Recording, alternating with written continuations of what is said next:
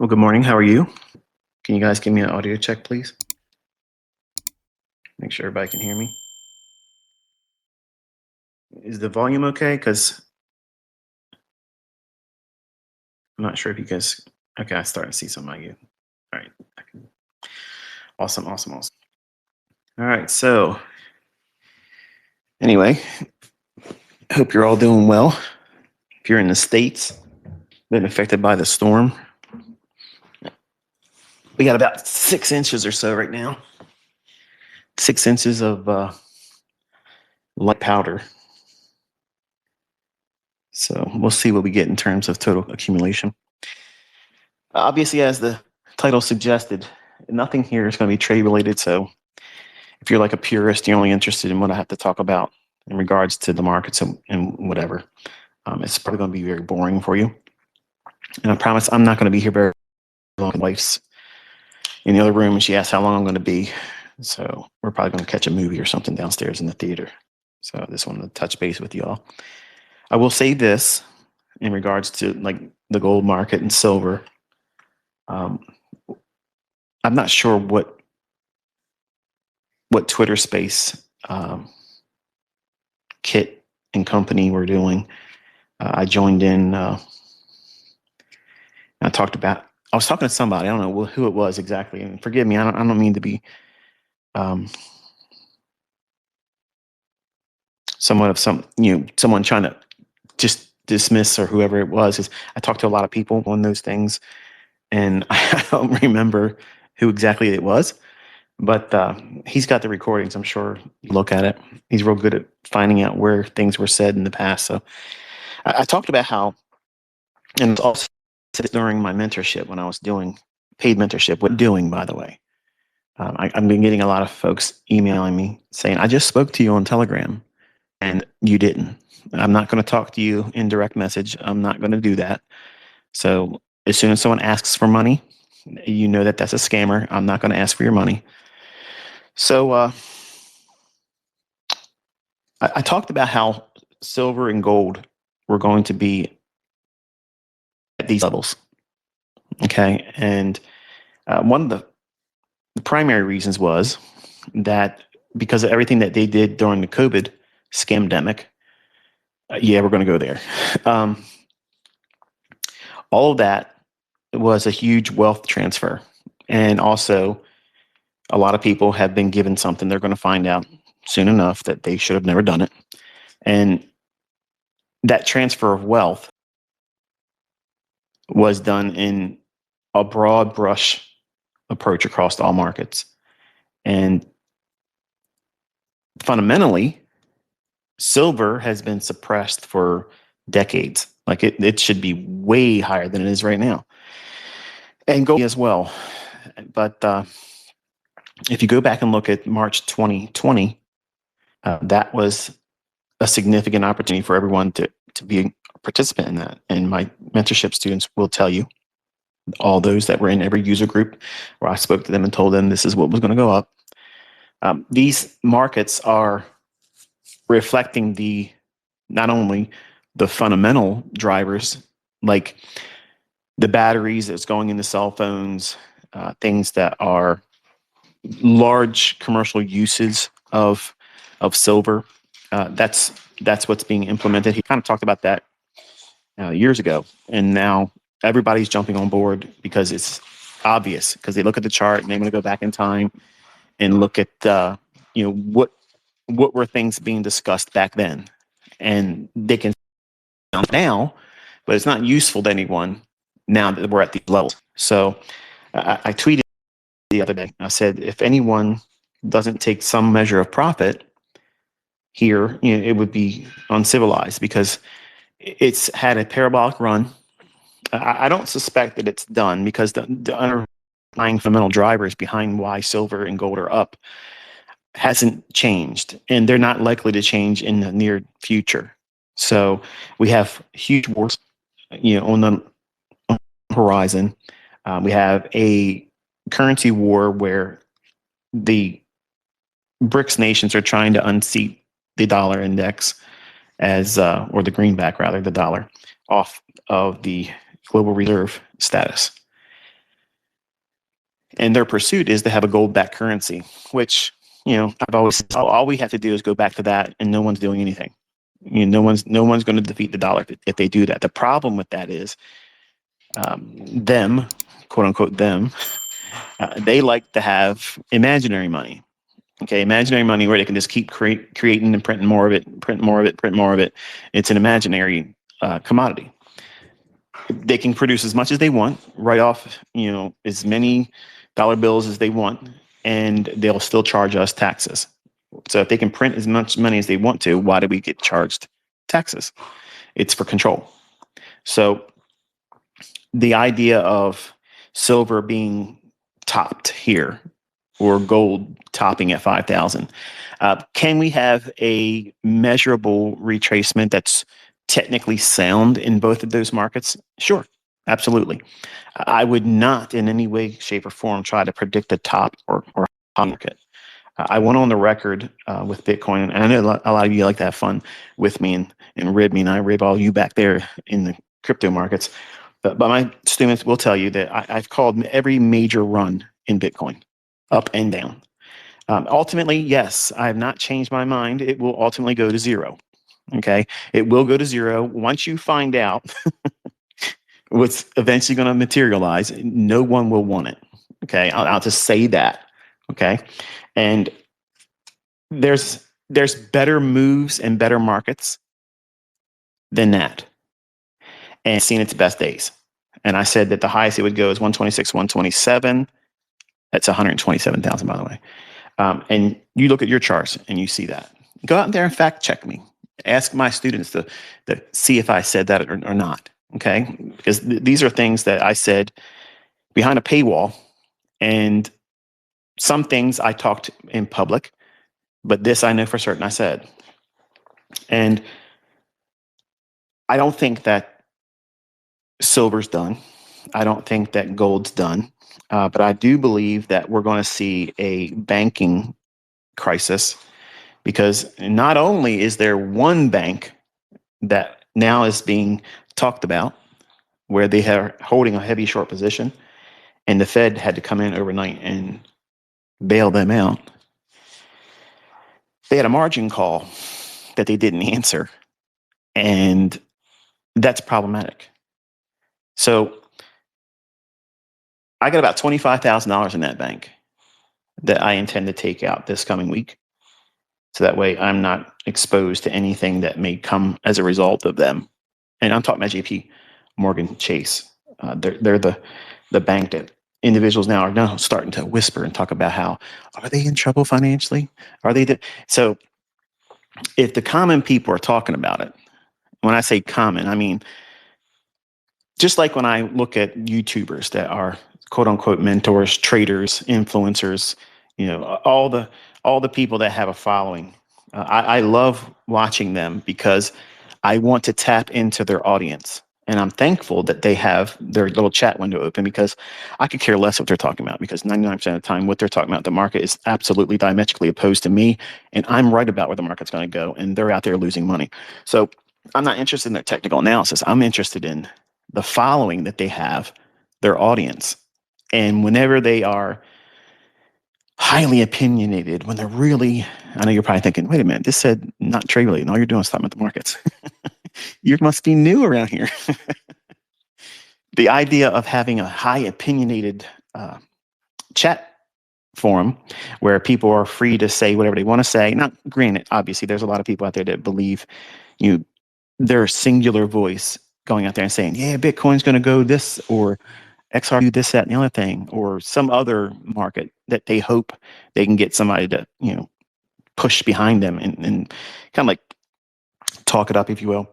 I love seeing those types of things in trade related channels that live stream. I love that. I love seeing that, because if I can time my idea about where the market's going to go higher or lower, and if it's diametrically opposed to those individuals collectively, not just one joker in a chat window, but I want to see if other people chime in and say, yeah, I'm looking for the same thing. And if it's like a change in the sentiment, or the attention is shifted while the live streamer is doing, if the conversation really starts to sway in, well, what do you think about that? And where would you buy? Where would you short it now? As soon as I start seeing those things, and if I'm diametrically opposed to that, I got about a 99.9% likelihood that I'm going to be right on my next trade. And that's just the facts. The point is I'm looking at the sentiment, the opinion of, if they knew how to trade, they wouldn't be in there watching another live streamer. They would just simply be trading. And I'm listening for this low IQ opinion. Now, I don't mean that to be condescending. I'm saying that this person clearly doesn't have the aptitude to know what to do as a trader, where the market's going to go next, because if they did, they wouldn't waste their time being in another person's live stream, hoping to get breadcrumbs from their table and even entertain their opinion about where they think the market's going to go. I'm there to see the moments when those individuals that know the least about the marketplace, when to time the market, when I'm able to time the market accurately and I have an opinion about where I think the market's going to go, if at that very moment it's diametrically opposed to the individuals that are watching someone else's live stream and they have their opinion and they're being, well, they have emojis in their posts, or they're highly charged with emotions. Oh, it's going to go crazy. It's going to do this. It's going to do that. That right there is one of the strongest diametrically opposed sentiment confirmations that I could have in my own analysis. Now, I say that because I do the same thing with other YouTubers that are homesteaders. Okay. And what is that? People that have their own livestock, they have a farm, they teach people how to basically in a self-sustained manner. And while I don't fully do that type of thing, I've always been fascinated with it. And I do have some self-sustained things at my own home, but like I don't raise livestock. I've contemplated doing chickens for my own fresh eggs, but I haven't done it yet. And I'm not a gardener. So I don't have a green thumb. Am I trying to, no pun intended, that skill set? I have over the last year or so. I've been looking at some of the property I have and how I might be able to use that. Considered maybe buying some property off of my own home's property and using it just for primarily, producing food. But it's still a work in progress, and I'm not in a rush to do that. But I'm interested in it. So what I say is, those individuals that have a comment section, or if they have live streams, they will have people come in and they will leave comments about what they think also. And I'm listening. Okay. I'm listening to these individuals. And when they start talking about things I said years ago, what does that mean? How we're going to see global unrest. We're going to see wars. We're going to see Russia take on Ukraine. We're going to see China, which is going to cross that line and go into Taiwan. If you haven't really been paying attention, the United States is giving all of the perfect setups for China to do that. And what's going on is we're messing with Greenland. We're messing with South America. We're talking about Canada. We're doing all these things, and we're diluting our focus and our resources in places around the world that will just give the perfect excuse why we couldn't do anything to help you, Taiwan. We couldn't do it. We had too many irons in the fire, and it is what it is. Okay, so I do believe that's going to happen. Admittedly, I'm surprised it hasn't happened yet, but I believe it's going to happen. And we're just going to be, unfortunately, unable and preoccupied with so many things in the States going on and what we're trying to do everywhere else, that we won't do anything in Taiwan. And Taiwan will be overtaken much in the same vein that Russia's doing with Ukraine. And honestly, it's all part of this whole theater, this whole thing that's going on. You ever look at the news? I don't watch the news. I kind of like look at what's going on around the world, and then I can tell you what the headlines are going to be. And I've been doing it for years. And it's not to say that I'm some kind of Nostradamus or some prophet or anything like that. I'm just aware. I'm paying attention. And a lot of you that are investors or traders or would-be traders and trying to learn how to do this, you might listen to things like this conversation and think this has nothing to do with anything. This is boring. Like this, but if you don't think about these things, it's going to be these very things that's going to wipe your account out, because you won't know the cause and effect of all of these things converging to create a perfect storm where the markets will just basically just crush you. They'll be moves one directional and it's over. Like your account's gone and it's done. And I believe that when individuals in these homesteaders comments are finally talking about the things I've talked about, then either we're going to see the next level of authoritarianism, or something new is going to start becoming the developing focus to keep people talking and distracted and divided. So there's a few homesteaders I like listening to. I like them as a personality, and a lot of them are self-professing Christians, and I kind of gravitate to those types of people too, even though they don't believe what the Bible teaches. Many of them, it's like the Southern Bible Belt believers. And if you're listening, don't be offended by that, but it just seems like a lot of those folks down there, they think that Charles Nelson Darby invented the rapture, and they don't believe that people should be baptized, and they think that all you got to do is say, "I believe in you, Jesus." Heaven, and none of that's scriptural. Like none of that is. But they're very dogmatic, and I entertain myself by going to war with them in debates in my little substandard little YouTube channel that I talk to people with. I use that channel to talk to people in gun channels, homesteading channels. I never use it really to talk in trading. I just talk as ICT because I like the pop that it brings. But the idea of listening to less informed people that are highly energetic about what their opinions are, and they feel like they're on the high ground. And I like listening to people like that, both in the trading universe and the common laity of the average 9 to 5 type person, which will congregate in these homesteader channels. They're down to earth folks. They're just, plain Jane, like anybody else. They put their pants on just like anyone. They're not trying to be mental giants, but what they believe in wholeheartedly. And they don't bite their tongue when they have an opinion. They say what they want to say, and they mean what they say. And that's what I'm looking to tap into. So when I see things like, oh, well, we're probably going to have some problems with the elections. Well, these are all things I said before. I said that these things were going to lead to martial law. And I started seeing it when Obama was in his first term. And then his second term, it started getting heated up. And then he started changing. He started going after the smelters. That he wasn't going after the guns. He was eventually targeting the people that makes the ammunition. So you can have all the guns in the world, but if you don't have ammunition, what good is it? A lot of people don't know how to make their own rounds. They can't recase anything. They just don't know that. They don't have that skill.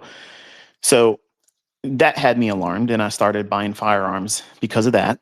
And that idea of paying attention to that stuff, because I was never really political. I never really cared about. I have never voted, because I believe firmly that if it mattered, we wouldn't be allowed to do it.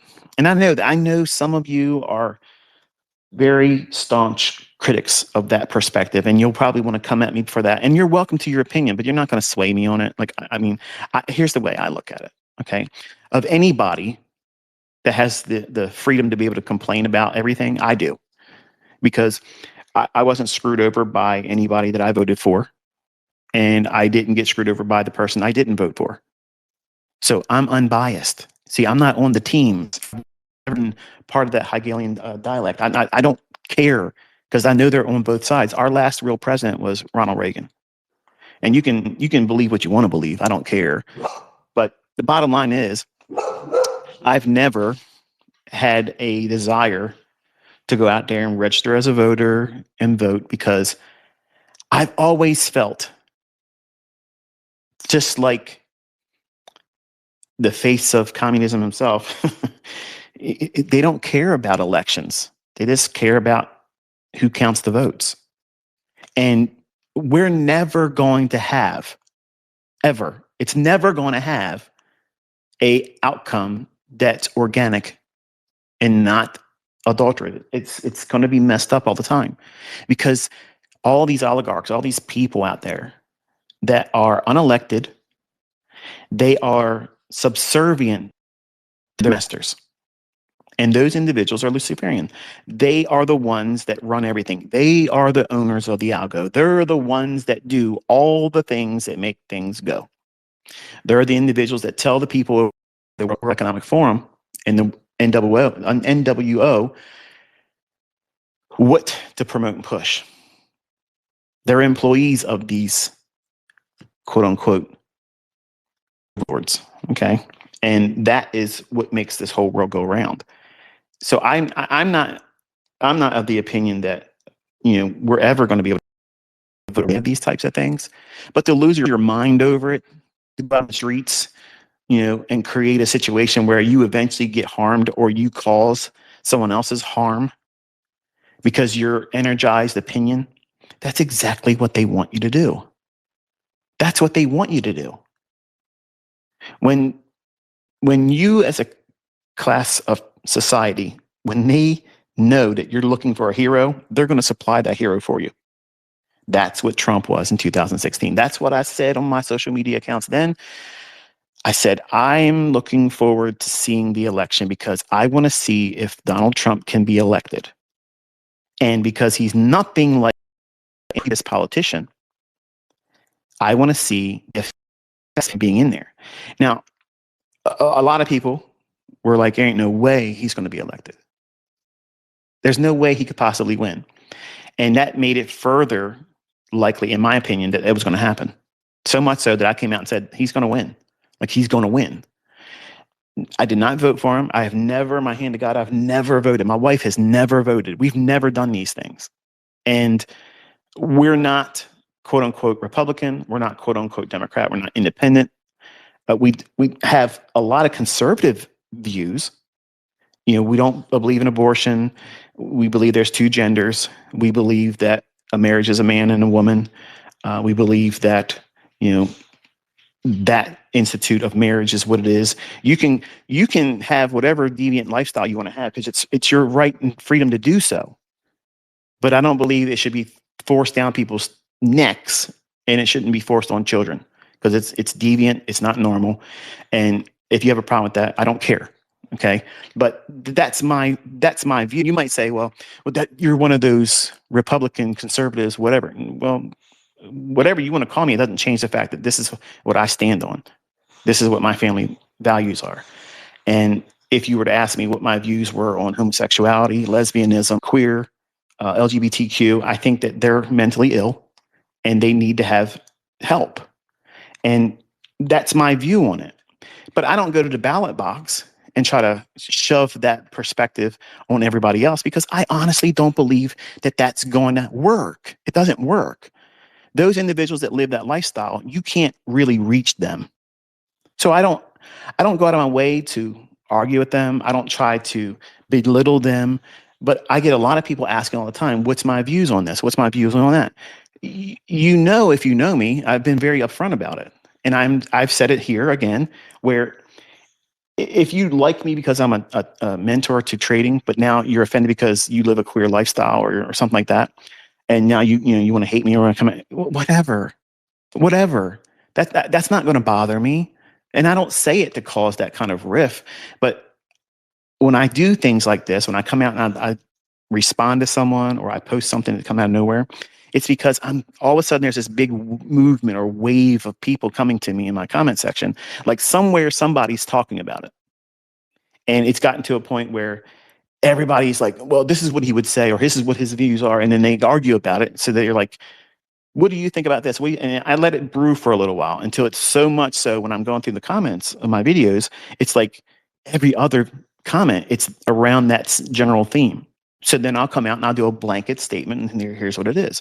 So my point in saying all this is that you're seeing them getting ultimately what they want, them is individuals that are running everything, not just in the United States, but in every country. Look what's going on over in the UK. I facetiously made a post, and I said to my UK friends and pupils, tell me what your thoughts are about getting jailed for anything that you might say that would be contradictory to what the thought police over there in the UK would have you live under. Because that's what you're under now. You have the thought police. You don't have freedom of speech. And I already seen the division in the comment section about that, where people come for, oh, it's not like that because it's this, that, and that thing. Man, some of you are so gullible. Some of you are so indoctrinated, institutionalized by these individuals that have shaped your mind. And you let your children go to these indoctrination centers that they call schools to get further along the program than you are. That's scary to me. That's frightening because you don't have independent thought and you don't have the freedom. You don't have, well,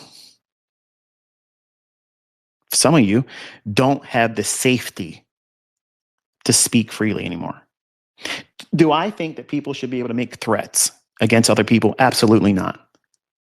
There's no reason to do those types of things. But I believe that we should have the right to be highly criticized, both giving and taking, but not have physical harm or threats like that brought to us. And leadership shouldn't have those things either. We can look, like, for instance, like a Chuck Schumer. Okay, every Democrat. I mean, I can't find one redeeming individual in the Democratic Party now at all. Now, I'm 54 in August this year, and I can tell you, I was raised with an uncle who literally had a lot of inspiration in what I do as a man, what I do as, as a finance thinking individual. He's the first person to talk to me when I was in my early teens about becoming a trader. He's always been a Democrat until Trump. But I'll be honest with you, Trump's never changed teams. He's always been a Democrat. He just said he was Republican. And the things that he came out and did in 2016, his term then, was just basically getting in the position as a breaker. That's what he was. He was a breaker. He broke the status quo of what people thought about politics. He was using his influence as someone, reality TV type thing. And his name was obviously, synonymous with money, regardless of what people think, oh, he put this company into bankruptcy and he did that.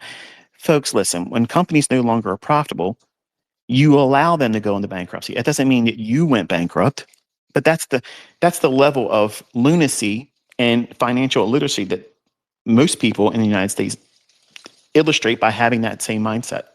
The guy's worth billions of dollars, okay, but yet they think he's broke. He's part of this whole thing. He's part of it. That's what I wanted to see in 2016. I wanted to see how he conducted himself, what decisions he made, and how his interactions with and the average person would culminate into results that either improve the overall efficiency as our country, because our country's it's a business, regardless of how you want to look at it. It is a business, and someone that understands business, they're going to be more equipped to be able to do that. And when they do that and they run our country like a business, it's efficiently ran, the markets will run efficiently because it creates commerce, it creates business, it creates trade, it comes with revenue and income. And everybody can find opportunity very, very easy.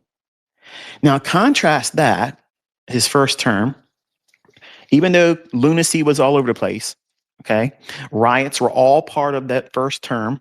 And then when the Biden regime came in, because they stole the election, and I dare any of you to say it didn't happen because they literally are finding proof of it every single day now. The point is this: where were the riots?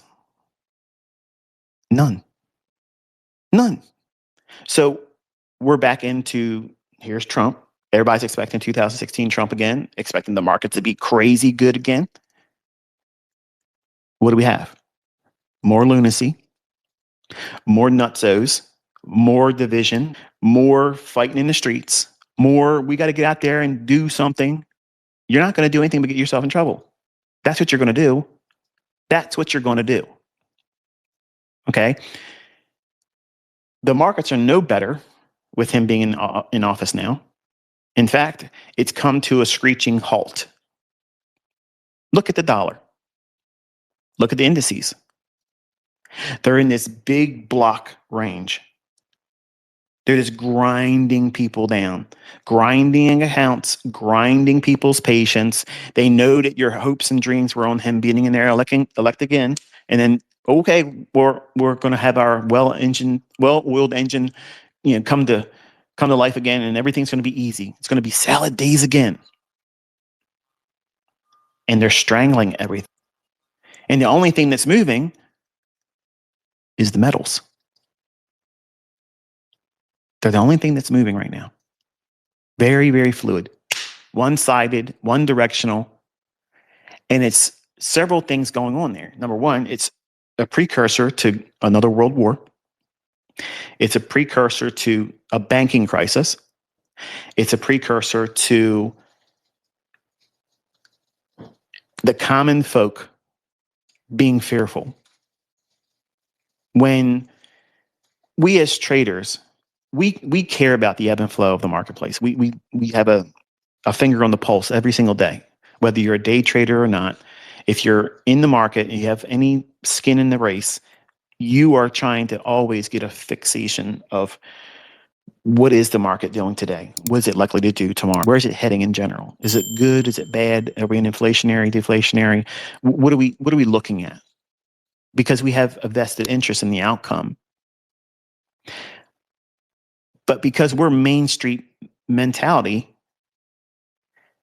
Front Street, the average person that doesn't have a 401k, they don't invest in stocks. They don't trade futures. They certainly don't have any cryptocurrency. When I'm watching these homesteaders channels and I watch these people come forward and they have these asinine, ass backwards opinions about what they think their markets are going to do. Like they were all saying that silver and gold were topped out. And that's when I came out and said, they're getting ready to really go up. And it's going to go up a lot. Because they think tops form when they go to high prices. But they don't understand the dynamic behind what's making gold and silver go up. There's a huge underlying engine underneath these markets that are going to propel them higher. Gold, when the BRICS nations said that they were going to have a gold-backed currency and all these nations started signing on to it, that is a formidable challenge for the dollar. And I've said this before. I said it when I was in my mentorship. I said, it's kind of easy, really, to topple the dollar. And it's to do what Putin and China's president have been working on. If you get a large body of countries to say, you know what, we don't like the U.S. when they, come after us because we don't want to do what they want us to do. All of a sudden, we have to have a regime change in our own country. What would happen? Okay, what would happen if all of the BRICS nations came together and said, you know what, we don't like Donald Trump and we want to go into the United States and do a regime change? How would you feel about that? Because that's exactly what we do as a country. We go around like we're the police of everybody. And that's one of the things that I have felt uncomfortable about since George Bush Jr. That whole shift in September 11th, 2001. That's when the whole change in narrative started on that day. Now, one can argue and say, well, there was things before that when JFK got knocked off and when this and that and the other thing. Yeah, but it really became obvious in September 11th. When those things that we watched take place, if you were alive then, You know exactly where you were that day. You knew it. Something was wrong. Something really, really bad was going on. And I wanted my entire family immediately home. I knew in the pit of my stomach that things were definitely wrong. I watched that second plane hit the building live. I came home and saw the first plane hit it. And I was thinking to myself, well, it must have been one of those small planes. Somebody just unfortunately had an accident and maybe had a medical in flight and it hit the building. But then when I watched that second plane hit it, that was weird. That was like what am I looking at? Because at first I thought it was a kind of like a commercial for a movie. And then when I turned the volume up, because I just dropped Cody off at school, and I was sitting named George Lutz, who I was teaching how to trade. And the market didn't open up. And I remember telling him, because we were talking through internet relay chat at the time, I told him, I said, listen, obviously I don't know what to tell you, but I have things I have to take care of. Like I have to get my family safe, and that's where my mind's at right now. I'm stuck in a trade in SPOOs. The market's not opening, and I got things to do. I can't talk to you. And that's when my anxiety really ramped up. And I was a victim to the news. I was a victim to all that stuff. And they would have every day this terror threat assessment, code red, code orange, code yellow, and every other day they would say, oh, the threat level's raised up. And they were basically selling pharmaceuticals. You can go back and look at the pharmaceutical industry and see the sales of all of these anxiety medications, depression medications. All of them go straight up parabolic from September 11, 2001. So what they were doing was they were cultivating this perfect test tube environment where individuals were placed under great deals of stress. So not only were we going over there and stealing oil, we're over there doing all those things, but we're also victimizing our own citizens through abuse, mental abuse, in the hopes that they will go to the very drugs that they're going to profit off of too, big pharma. So how's that any different with the COVID stuff? They made billions of dollars on something they just came up with like that. We need a cure for this. Okay, bam, bam, here we go. We got it right now. Not only one, but we have several companies that came out with a cure like that.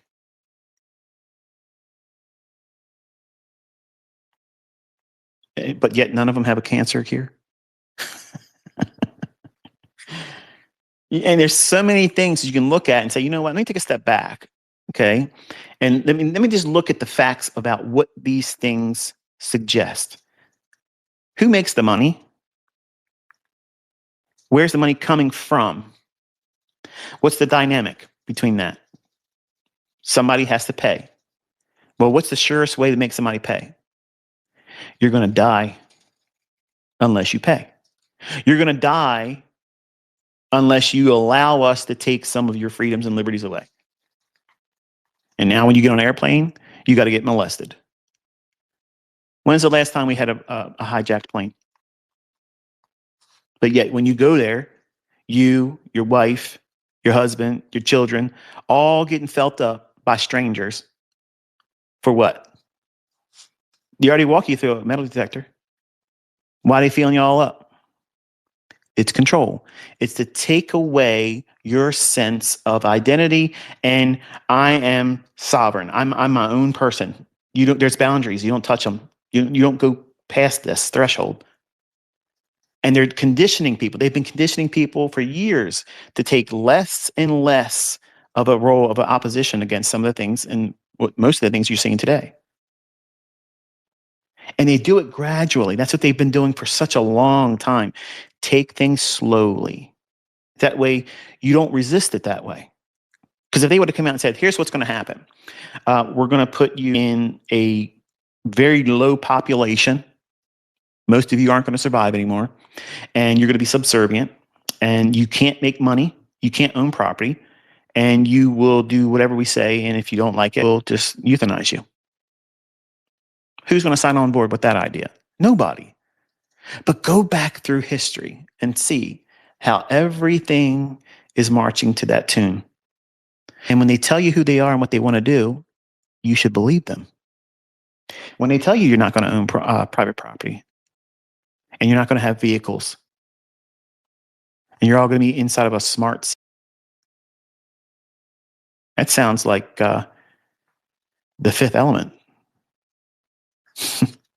Everybody's in their little cubicles, their little hamster boxes, and you don't own it.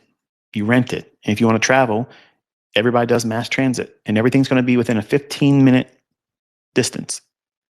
And if you don't follow the rules, you get punished. You're going to have a social credit score, all these things, universal basic income. They've destroyed the whole idea of college. I'm convinced everyone's going through it. That was the last years where it was really meaningful. Because now what comes out of colleges is a mess. You're in debt up to your eyeballs, and you don't have any real job skill. And now they're coming out and telling you what they're really aiming to do, where AI is going to do 90% of the things that people think that their career is going to allow them to do. I saw a comment. Unless someone's going to college for medicine, they're stupid. Well, I'm not sure where you're getting your information from, but they're literally trying to push the idea that AI is going to be the best physician. So when you go in and a clerk takes your symptoms, AI is going to say, well, here's the treatment procedure. This is the medication that you need to take. This is the dosage. So they don't have to pay these high salaries to physicians anymore. AI is going to do it. And they trained you to accept that type of thing by having this online medical website. That's the worst thing they ever did.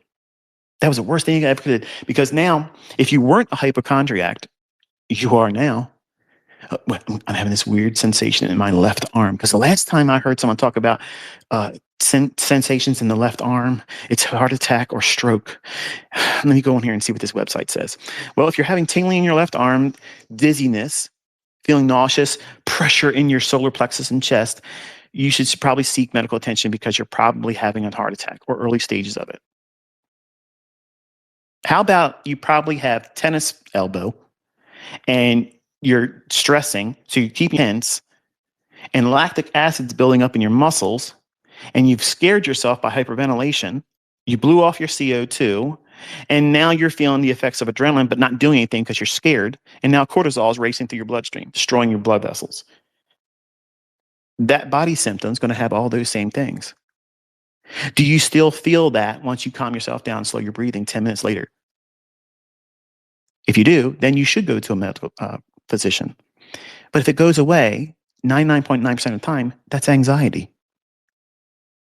I went through all of those things. And for the people that are sitting there shaking their head saying, this guy's going on about nothing, that's because you are a pothead. You don't have any real responsibilities. You don't have any dependents. You probably live in your mother's basement still. You haven't finished school, and you think you know everything, but you know nothing. So you haven't really been tested in the world. So you don't have any stresses in the world. But when people have real responsibilities and they put ridiculous levels of Olympic feats of success goals over top of themselves because they look at people on the internet and they think, I can't live up to that unless I do this, this, this, and this. You just fell victim to it. Social media has not been introduced to help us live together well. It's been created to cause division, unhealthy competition. It's literally to keep up with the Joneses. That's the expression in the United States. If you're outside the States, you have that expression. But for everyone in the United States, we all understand what that means. When you're looking at your neighbor, you're looking at the person down the street or the people in the world that are doing very well, like celebrities and athletes. How are they buying cars and homes, and how are they dressing? Most of the things that they do is contractual. Like when they go to these award ceremonies, you think they paid for that dress or that suit they're wearing? No, they are paid to do that. They're walking billboards, but you're a sucker. You look at this and say, wow, I want to go out there and buy myself a Rolex watch. And let me tell you something, Rolex is trash. Okay? It's trash. They're overpriced garbage. You want a real watch? Patek Philippe. That's a watch. And that's still it's too much money. Okay? But that's a real watch. But you all look at these things and you think, I'm not successful unless I'm stupid enough to spend that kind of money on things. That the cars that you see them in commercials, they don't own those vehicles. They don't do those things. Most of the time, they have a grocery getter car. Why? Because their financial advisors are telling them, park your money in interest-bearing accounts, fixed income, real estate, and don't waste your money on stupid things. That's the reality. That people with real money and are trying to continuously make good money and not waste money, this is what they do. Now, I'm not saying that people that don't have a business that use that measure because it works, it sells. And I believe that I would be even greater in terms of, a larger person in trading in terms of an influencer, guru, furu, whatever you want to call me. If I would have showed everything that I can afford, I would have been much more well known. But I never wanted to do that. Even at the height, I don't do those things because it communicates the wrong message. I don't want you focusing on those things because those things, which I was doing the same thing when I was younger, I was interested in all that stuff. I chased all that. I was keeping up with the Joneses. If someone bought this car, that car, they want to live in this type of neighborhood, this house, I was telling them, I'm going to do even better than that. I'm going to do this better. I'm going to have a car that's faster than that. I'm going to buy more cars than you. I'm going to do this, that, and the other thing. I'm going to buy the most expensive shoes, the most expensive watches, and real estate where the common folk would be happy to live in just any old house if they said they liked that person's celebrity house. In my mind, I'm thinking, I'm going to buy something bigger and better than that. That's a trap. That's the problem. And when you look at where we are as a society, not just in the United States, but globally, we're past that threshold of money, wealth, and status.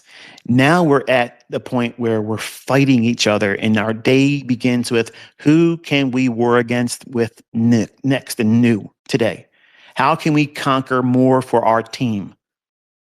And where do they go? Right on social media. They recruit. They want to get people thinking like them. And then come out in the streets. That's stupidity. You're literally giving them what they want. Not the ones that are out there in the streets being stupid and causing a ruckus. The people that pay them. You think all those people up there in Minnesota are up there because they love their position on everything? No. They're financed to do that. And they're being paid a lot of money by billionaires because they want that destabilization. They want that because it's going to cause, in their mind, the dollar to tank. And that collapse on the dollar, they'll profit from. They're doing all these things because it's financially motivated and it's control oriented. They want more power. These people are already rich, but they want complete and utter control of everything. They want a smaller population. So that way they don't have to worry about elections anymore. Easiest thing to do, cause enough trouble and suspend elections. They have a reality star over there in Ukraine doing that right now. It's been like that for a while. He's a president. Just a couple years ago, he's prancing around with pleather pants on and high heel shoes as a goofball. And now he's supposed to be taken serious as the Ukrainian president. Like, we're in clown world. Clown world. And Putin literally came out and said something, or I'm not sure if he said it, but it was a post I saw, this morning. He said the Western world, their problem isn't what they think it is. It's the fact that the people that are in power are drunk on power, and they want just that. And that's where the real problems are. And he nailed it on the head perfectly. That's the truth. That's the truth. And I don't see a way out of it for the United States. I don't. I don't see what we have is broken. It's broken. I have no faith in the elections. I have no faith in not one senator on either side of the aisle. Not one of them. All of them are tainted. All of them. All of them are. They're all on the take. They're all profiting from it, because if they didn't have something to gain from it, they wouldn't have supported a lot of things they've done, or they wouldn't sit back quietly and just not participate. They're just going along with it. And that, to me, is very problematic. And we are slowly being funneled into the same types of things that you're seeing in the UK. You can't speak your mind. Let me tell you something. Nobody should have the right, I don't care what country you came from, just because you have it hard there doesn't give you the right to come here on a free ride, paid to be put up in homes that you don't have to pay rent for. You don't have to pay for your own groceries. You don't have to pay for your cell phone. You don't have to pay for your own health care. And then you have the luxuries of bilking the taxpayer with fraudulent companies, milking them, which is my tax dollars and your tax dollars in the United States. And then when caught, they get tossed right back out on the street by an activist judge. You don't see there's something wrong there? Everybody's on the take, and they know that people are going to talk about it. I'm talking about it, but I'm not going to go out in the street and be stupid. I'm not going to invite you to go out there and go in the streets and do something stupid either. I'm telling you, don't do those things. Observe what they're doing, understand what they're doing and the motivation behind it. It's because they want destabilization. They want the perfect excuse to come in as the rescuing hero, because eventually it's going to get so bad that you're all going to be begging for them to bring down the hammer and institute martial law. And they're going to be glad to do it. They're going to be like, well, you know what? We're going to give you what you asked for. We are going to protect you. But it's them creating the situation. They're standing there with a gas can full of gas and a lighter. They just started the fire. And behind them is the bucket of water. That's the solution. They already have the solution in mind. But they're creating the problem to bring the solution they already have in mind, which is their outcome, and it favors them, which is more control, less freedoms and liberties for us. We have no First Amendment rights. Eventually, it's going to be no Second Amendment rights. And when we start seeing that, the people that are going to be quiet and say nothing and just leave me alone, I'm going to live my life and be peaceful, those individuals are not going to feel that way anymore. And then we might have 76, mind shift. And then it becomes very dangerous. But here's the thoughts that I want you to have. There's no way of voting that out. How are you going to vote it? What are you seeing? Honestly, I'm going to be blunt. I know some of you are just diehard Trumpers, and the guy could literally do anything he wants, and you're just going to love him for it. Okay, because you're a team player. You bought the franchise. Okay, you're just like the Ravens here. I don't watch football. I can't stand it. I can't stand it. Now, that's not entirely true. I watched a couple college games, and I felt more involved in watching the college players' games than the NFL. I think the NFL is like the WWE. It's scripted. There's so much money behind it. And if you had to have that many referees, I was going to call them umpires. That tells you I don't know anything about it. But if you have to have that many referees, that means you have a lot of influence on the outcome of the game. So if we have corruption like in sports, Well, that same thing would happen in elections because there's much more money in the outcome of elections. Lobbyists, people coming in and having greater influence on the outcome than we do with our vote. I'm not convinced that there's a solution to that because what do we have to choose from? Think about it. We got a president right now that is literally saying he's going to take Greenland, which is a NATO country, and it's already a partner in the past with us. We had 17 military bases on this country, and they were glad to let us do it. And if we needed to put more of them on there, I'm certain they'd be like, okay, no problem. It's done. It's handled. So why is it that we have to take them over? We got to take their country from them. I don't feel comfortable with that. I think that's a problem. We're not entitled to that. Like, why is it that the United States does this to countries that really can't fight back? Sure, we went down to Venezuela, we removed the guy. But what were they going to do in response? Why don't we go over there? We had all these problems with Putin. We had all these problems with Xi Jinping. Okay. We have all these problems with Rocket Man. What's his name? His name escapes me. North Korea guy. I can't from Kim Jong Un, or I think it's what his name is, something like that. You know, why didn't we go over there and stir up the nest over there? Because Big Brother China will get involved. So I think we are like a paper tiger. We only do the things that we're going to do to countries that we know they can do nothing back.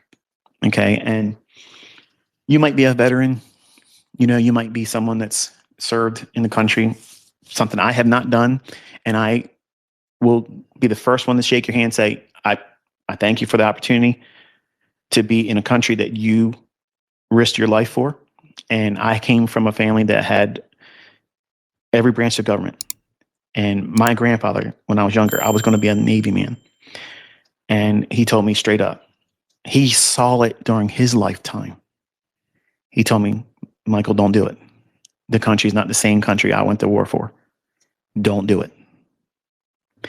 I didn't understand it. I didn't understand what he meant by that. But he was like my dad. So if he was going to tell me that, I believed him on face value. I gave him the authority in my life as a father figure. And when he told me these things, I said, well, he wouldn't tell me anything that wasn't for my best interest in mind. And he didn't go into detail, but he was in World War II. He was out there on a battleship. He watched the kamikazes literally coming down. He could see their faces screaming before they hit the deck and blew up. He saw that. And he saw his friends scared to death. And he thought he was going to die many times. And here's that man, big burly man, that everybody in the neighborhood knew about. If he was in the bar and you got somebody new in town, they would come in there and want to stir up some trouble and run their mouth. He'd stand up and tell them, shut your mouth or I'm going to put your ass on the floor. And if they didn't know who he was, they stood up and then they got knocked down. They knew not to mess with Floyd. Don't do it. So here's that same man telling me as a young, impressionable, early teenager about ready to graduate from high school when I'm like, Pop, I'm gonna join the Navy. Because I wanted that attaboy, I'm proud of you type thing. I wanted him to tell me I'm proud of you. And I thought this is the surest way of doing it because he's a Navy man, very proud Navy man. And to hear him talk about his other, fellow Navy people, that brotherhood that isn't just limited to the Navy. My dad was a Marine, I had an uncle that was in the Army.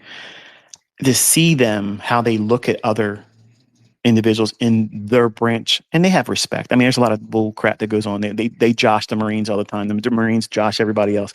But honestly, anybody that serves, they have respect for anybody else in another branch of government. And to me, that's a brotherhood. Unless you're part of it, you just don't understand it.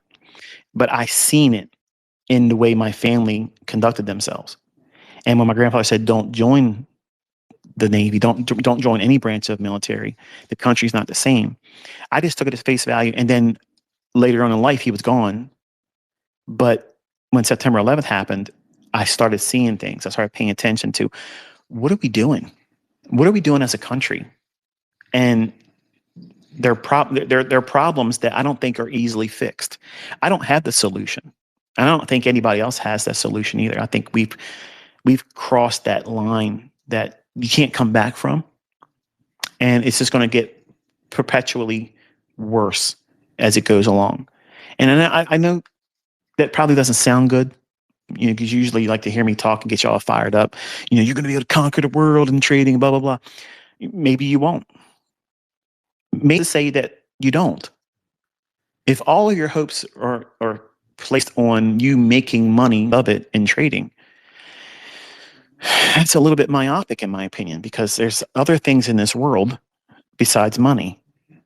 There's a lot of things that people are just not aware of that brings much more happiness that you think money will give you, and it doesn't. I'm a rich man, and I can tell you, money doesn't make me happy. If I wanted to be happier, I could sell mentorships. I could over leverage accounts. I could be going there and bilking all these funded account companies under aliases. Okay, I could be doing all that stuff, having lots of fun doing that, but that doesn't make me happy. Living content, knowing that I don't have to do anything. Like, I don't have to do anything. Most of you have no idea what that feels like. It's very liberating. Hang on one second. I got to disturb my little girl here. She's snoring like a lumberjack here. Hey, little girl. I can't edit your snoring out. I'm live here. All the YouTubers are going to be upset because that's in there in the background. So I think that, let me make sure I'm getting close to the microphone here. I think that, we're in for a real ride here. And to hear things like Trump saying, maybe I'll do another third term. And you think he's joking around. And initially, I thought he was joking around too, like he's trolling. But then when he starts talking about things like, we don't need Congress anymore. Since when? Since when we don't need that? That's the way things are done. I don't like the people on both sides of the aisle. I don't. But our way of government and the three branches of our government are the way things are.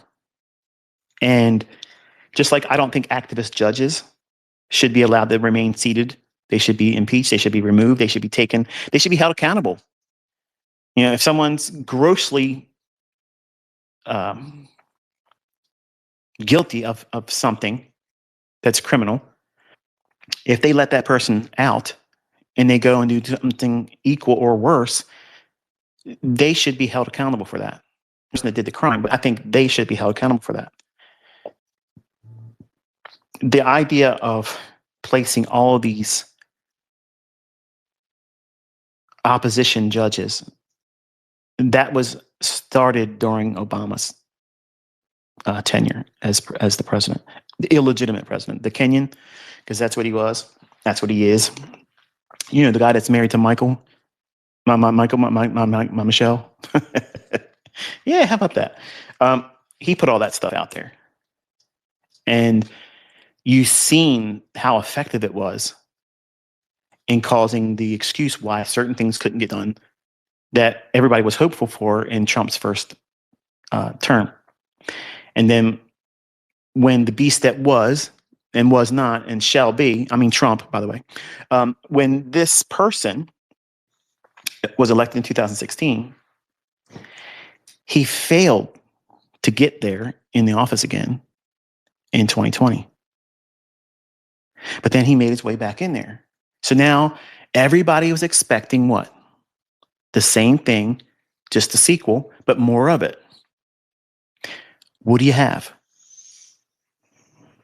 Where's all the no more wars?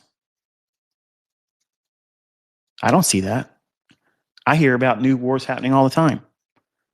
Going in there in other people's countries and taking over their country, when is it legal for a president to go into another country and say, okay, I'm going to take your oil and it's going to be better for your people that I'm taking your oil and I'm taking the money and I'm putting it in an account, offshore account in my name only, and I'm going to oversee what we're going to do with the money. Does that sound kosher to you? Like, I'm going to be honest with you, that's kind of weird.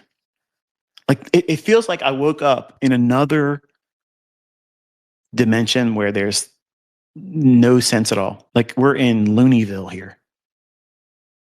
In no timeline ever has that ever been something that would be viewed as, oh yeah, that's only up and up and legal. It doesn't make any sense to me. And people are just walking around that are supporting Trump. They just think it's okay. And I think they have been beaten into submission to whatever that man says is the truth. Whatever that man wants to do, it's okay and justified. And any president, male or female, regardless of the background, whatever side of the aisle they're on, they have to be reined in. They have to have some capacity of control over top of them. They just can't do whatever they want to do. That's lawlessness. That's lawlessness. And if the person that's in charge is conducting themselves in a lawless manner, what message is being conveyed to the citizens of the country? The law doesn't apply to them. So if it doesn't apply to the highest person in our country in terms of commander in chief, if they're not subject to the law, then what are the citizenry going to think about themselves? That they are not underneath the law either. And then you get what's going on in the streets now. Lawlessness. And now they created this whole business of here's the ice baby coming out there. And they're going to stop all these Somalians coming into the country. Are people being arrested? No doubt people are getting arrested. I'm not, that's what they're there for. I'm convinced that they want to create the problems that you're seeing now. Because it's wintertime, folks. The crowds aren't that big right now because it's cold. It takes a lot of money to pay for those people to be there. But when the weather breaks in the springtime, going in the summer, it's game on. All the nutsos are going to come out. All the hardliners are going to come out. All the anti-Trumpers, all the Trump supporters, everybody's going to come out there. And then things are going to exchange from both sides. And it's going to be allowed to happen for a little bit of time. And then when all that stuff kicks off, and a person realizes how unsafe it is to go out in public anymore, just to go to the grocery store, you run the risk of getting yanked out and pulled out of your car and jumped because they think you are a ICE supporter or a Trump supporter or you're an anti-Trump supporter, like whatever team that you think you're on. I'm gonna be honest with you. I don't care what side of the aisle you're on, what you believe. If you stand in front of my car and you think that you're going to do anything with anybody in my family in that car, you think that you're going to do that, you are a speed to me. I want to see how fast I can go over top of you. I'm not worrying about the outcome. I'm going to run you over because I feel like you're endangering my life. You're endangering my family's life. And I don't care what anybody else says about that. When people do that, you're acting like a barricade. That's threatening.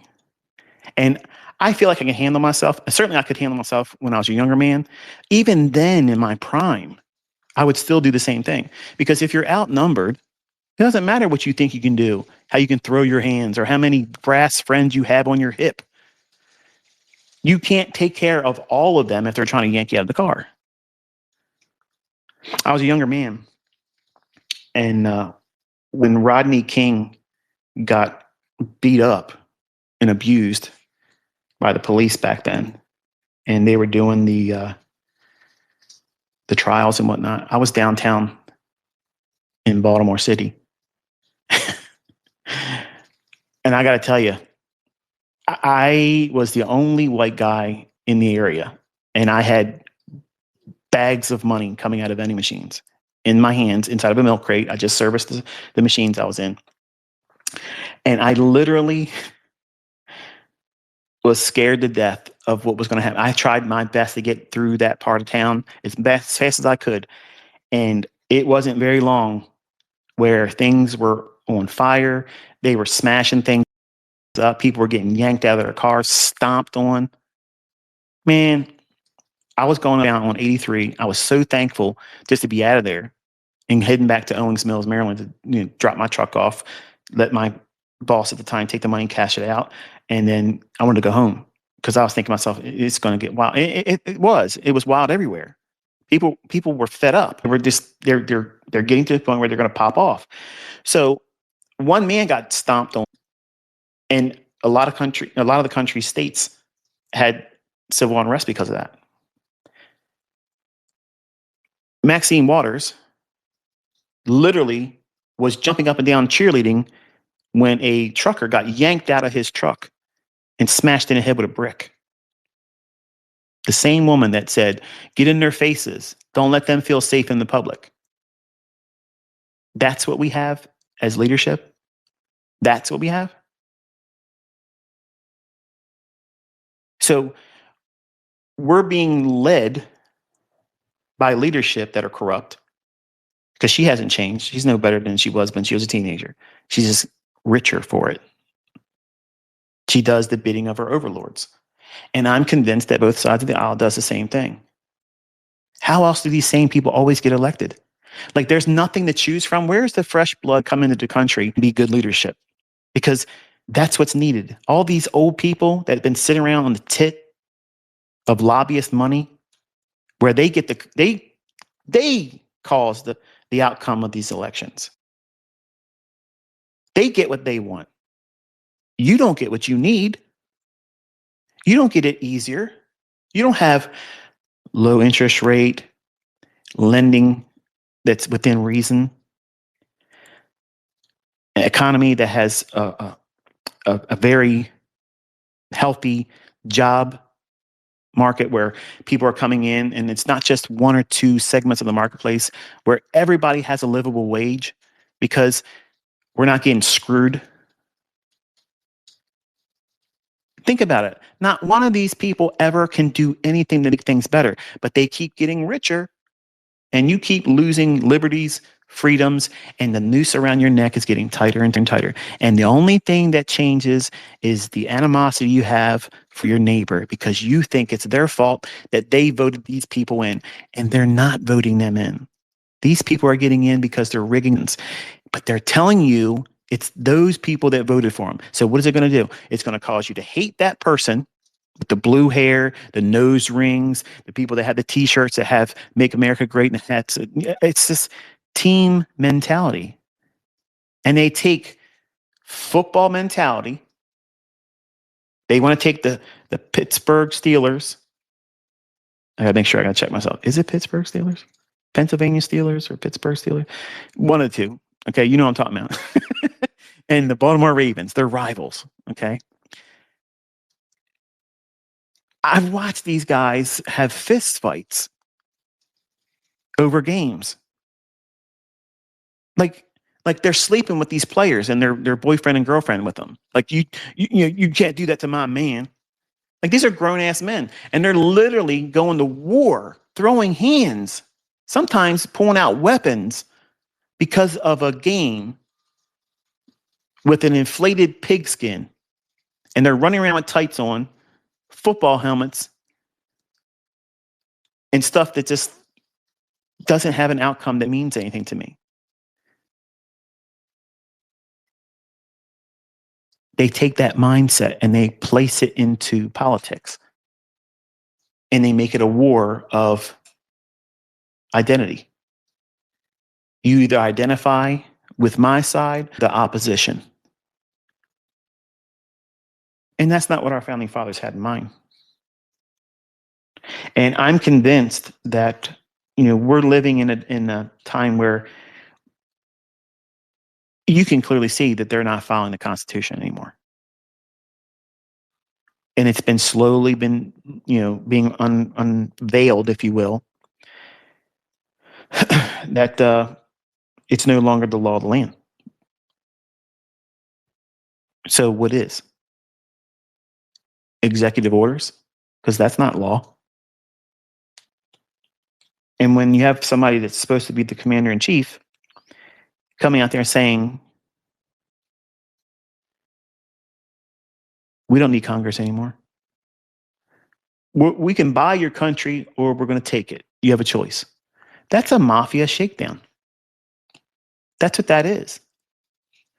And that doesn't sit right with me, man. And I'm being honest with you because I know some of you think, well, it doesn't matter because you don't vote. Or we don't like you because we don't like you. Okay. I get it. All of you have an opinion, and your opinions are valid because that's what you believe. And that's what makes our country great, because we can share our opinions, even if they're differing. But it doesn't change the fact that you're entitled to it. I'm entitled to mine. Yours are entitled to be yours. And it doesn't matter. I don't need you to subscribe to the way I see things. I'm certainly not going to subscribe to what I see majority of people do. I'm a contrarian at heart. I want to know what everybody else is doing because I'm the first one in line going the other direction. That's what I'm looking to do all the time. I'm not in the business of going out there and risking my life, my well-being, my net worth, my family, my properties. No, I'm not worried about anything that all these people in other countries coming over here and they do things like that. Listen, I can't stop that. But I have an opinion about why is our country, first of all, allowing it to get to that point. Like, what was Tim Walz and his government in Minnesota doing the whole time he's been in office? Like, you don't know this is going on? And I'm convinced that it's happening in other Democratic states too. Maybe even in all the states. Maybe Republicans are on the take too. Maybe we'll find out later on they're on the same thing. Or maybe they're doing something equally corrupt, but just not doing it through that medium of home health care fraud. Maybe they're doing something else. But we'll never pay this debt back. It's never going to get paid off. It's never going to get paid off. So when a country's on its last leg, what do they always do? They rob the treasury. They take all the money. And that's what you're seeing. You're seeing them go for the jugular and just take everything they can before it dies. And they don't care that it's visible now. They don't care because it's so far gone that you're not going to change it by voting. There's nobody in either side of the aisle that's going to stand up and do the right thing. And even if there was someone that came in, there's too many of them in positions that are going to oppose them. And that's alarming. And that's the reason why I don't vote. That's the reason why I don't worry about these types of things. I live in my own lane. Sure, I have an opinion. Sure, I'm probably going to make a lot of you angry or disenfranchise you as students because I said what I said here today. If you allow my opinion, my personal opinion, that has no bearing on me as an educator in trading, to sway your continued interest in what it is I teach, you're a casualty to the very thing I'm talking about. You became emotionally sensitive on matters that have nothing to do with you learning from me about the market. And I don't really need you to learn from me. I mean, I'm reminding you that you are in a position of choice. You have a real choice here. But when you go to the ballot box, you don't have a choice. You have the illusion of choice. You think that you have the choice of voting for one person over any other, your opinion about how they promise to lead.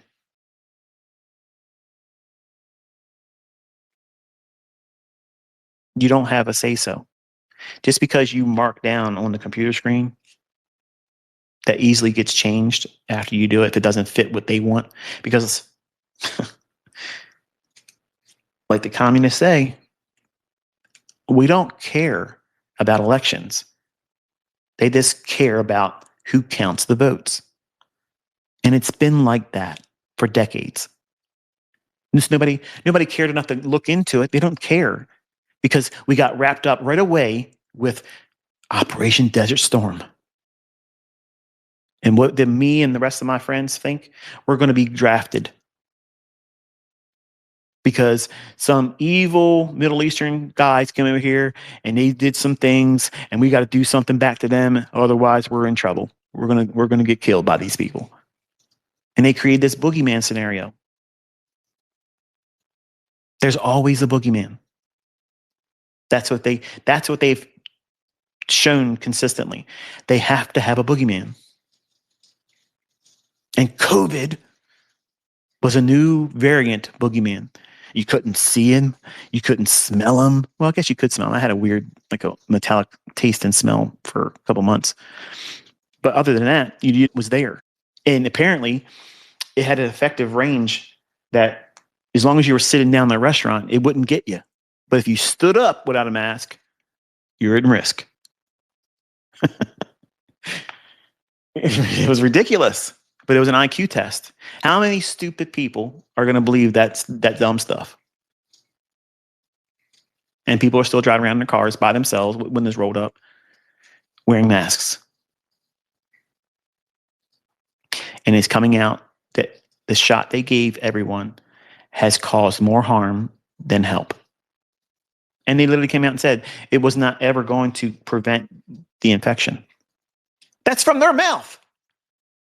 Where was that before you injected everybody and told them you can't go to work, you can't work here, you can't see your family members, you can't have a wedding, you can't have a funeral? Have you forgot about all that stuff, folks? Because that's what they did to everyone. That's what they did to everyone. My wife couldn't visit her dying aunt, and she died alone in a hospital because of that bullshit. They have yet to have a funeral for her, and you should see the scars that's left from that.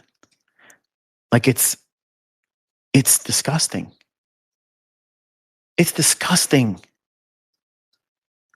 When they said the hospitals were overrun, people couldn't get into the hospital anymore. You're running the risk of not being able to be treated. There's no beds available in the hospitals right now. Do you know what I did? I literally got in my car and drove around to every hospital in the area in a 50-mile radius everywhere. And I noticed that all the parking lots were empty. The lobbies were completely empty. I'd walk in looking around like I was looking for a family member, and I'd walk right back out. Nobody was there. Nobody was there. But you know what I saw on social media? Dancing nurses and doctors. They had all the time in the world to make all these dancing videos. The message was supposedly supporting them because they're working hard for you.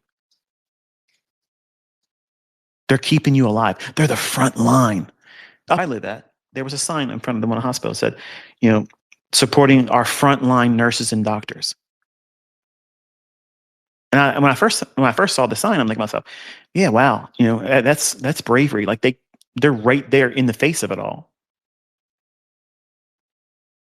And then they said, Operation Warp Speed. We got to get this into everybody right now. We just discovered the cure for it. Just happened. We haven't had an opportunity to do any testing, but we're going to give immunity to the companies that produced it. Right away, that's a problem. That's a problem right there. Just like there's immunity for people in the streets right now, one side of them. That's a problem. If one side is given a blank check to do whatever they want to do, and they're led by somebody that does things that are outside the scope of the law, that's a problem. That's a problem. Does that mean go on the streets and act foolish? No. Does that mean uprise and start being nuts? No. It means take notice. Be aware of this, because we are on a trajectory that is unsustainable. Something enormous is on the horizon. Huge problem coming. And They're setting all these little fires right now. Okay. All these little fires are slowly burning. And eventually they're all going to be so big that we will not be able to handle it all at one time. And if you have not made your house ready, that means do what you can. Whatever you can afford, whatever you can do to get the things that you need every day, as much as you can, you should do that. And here's the part where I talk a little bit like a Christian, but I promise it won't last long. It's a couple minutes, and then we'll go back to jawboning about whatever else I'm going to talk about. On the comment section of the Berean Study YouTube channel I've started and hosted, and by the way, thank you so very much for the nice supportive comments. I'm thankful for the discourse that we've had between the people that listen to the videos and whatnot. I'm having a great time sharing all that stuff. I do have one I've been working on, but I'm trying very hard not to make it dull, because I know if you're brand new, it could be very dry information. So I'm trying to find a way where I can teach it in a way where it's engaging. So that way, when I get to the punchline of what it's dealing with and what it's talking about, it'll be like, wow, yeah, that is amazing. But the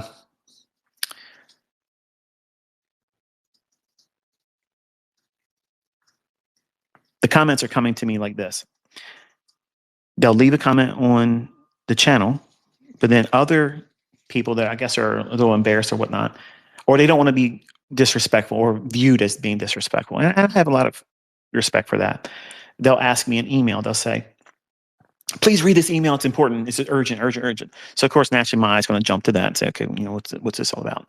And please don't abuse that, because I'll block you and I'll never read your email if it has something to do with nothing. But usually it's along lines like that. And they'll say,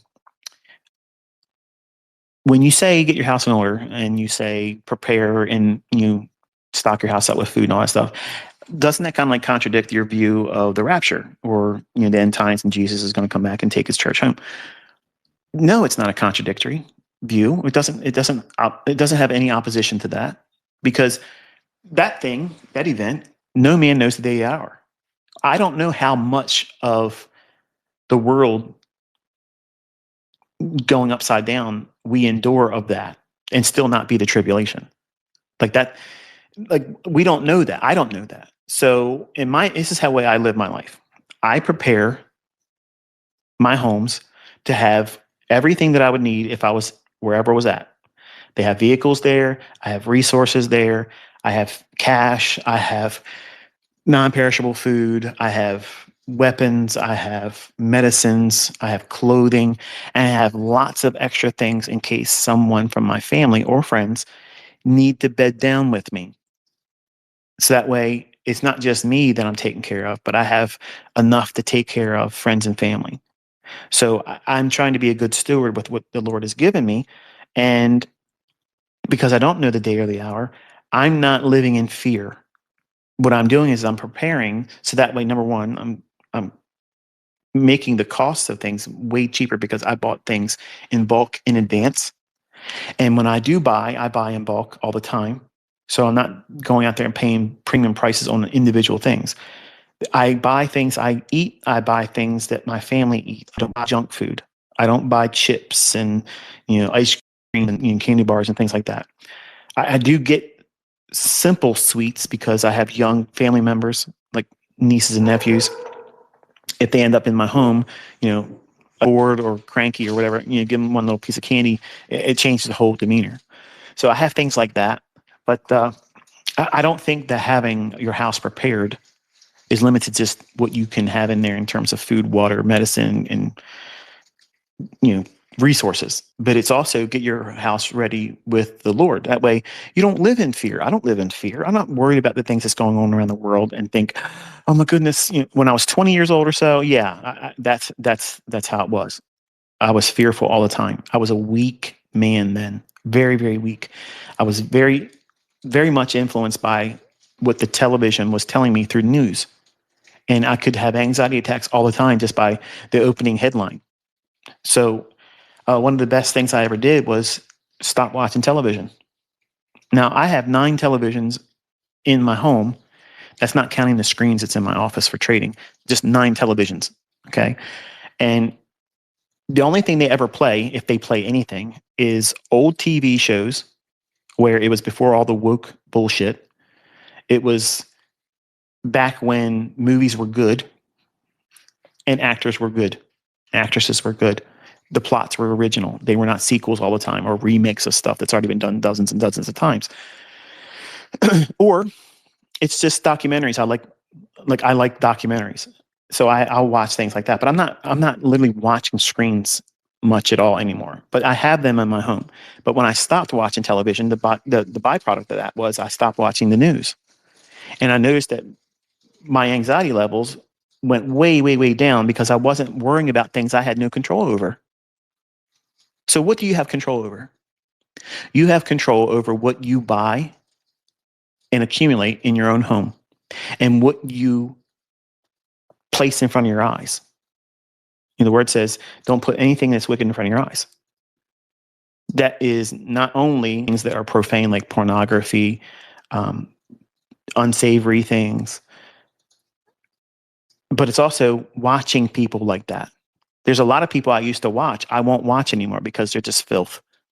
Like it's just filth, and it's disgusting.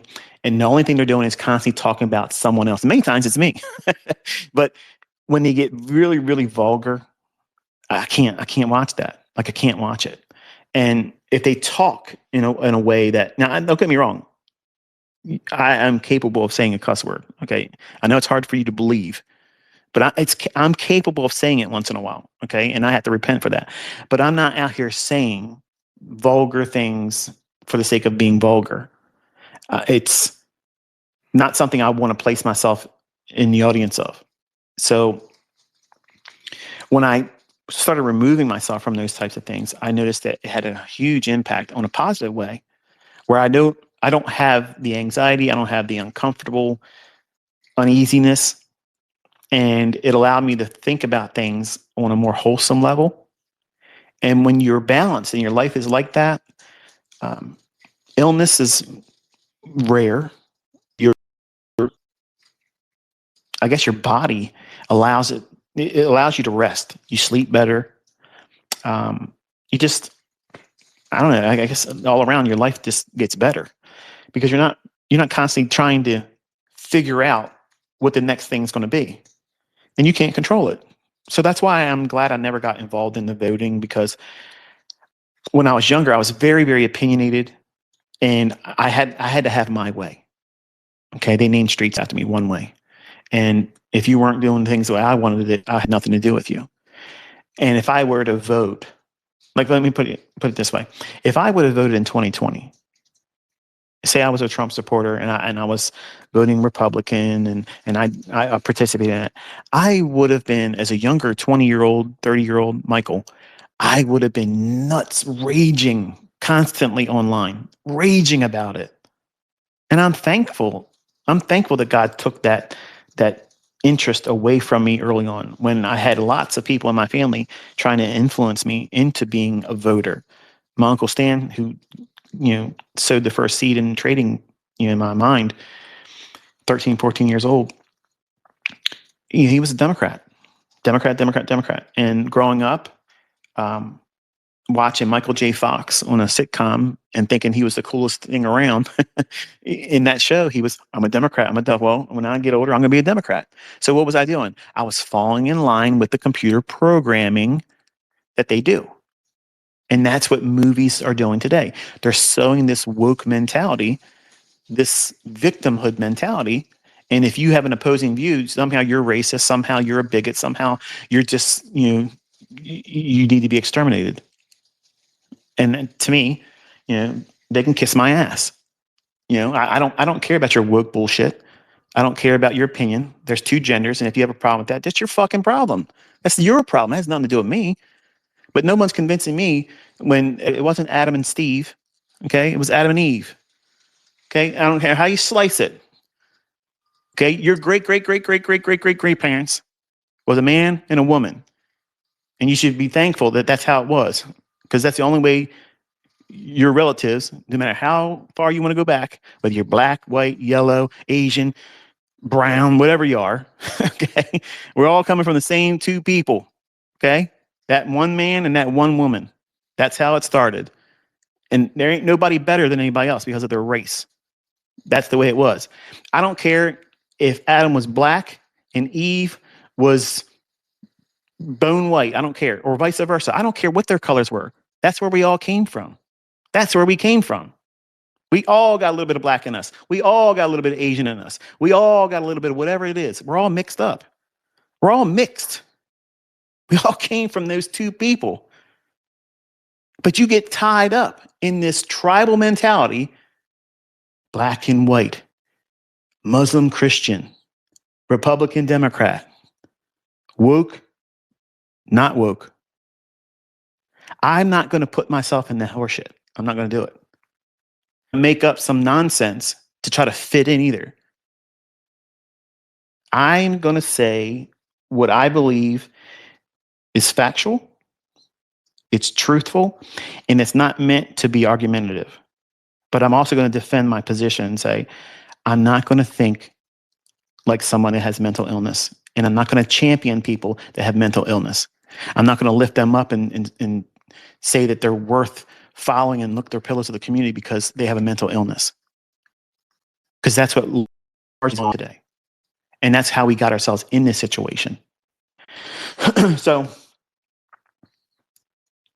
when you look around, I know I'm getting cussed out right now. I'm unsubscribing this asshole, blah, blah, blah. Whatever, man. Okay. I'm not here for that. I'm being real. We're having conversation.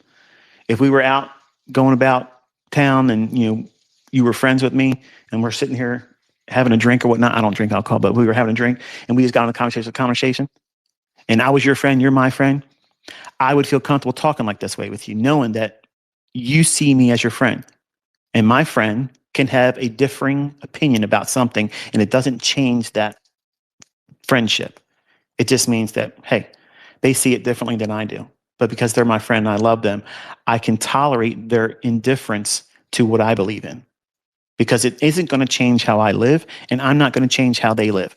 I'm a practical person. I know what I believe in, and I understand people are going to have different views.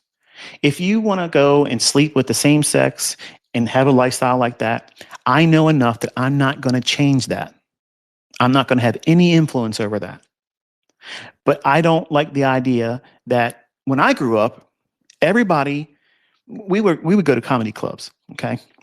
And when the comedians would talk about gay, lesbian, queer, blacks, white, everybody in the audience was a part of these categories of people: white, black, gay, queer, bisexual, whatever it is, okay? We were all in the audience.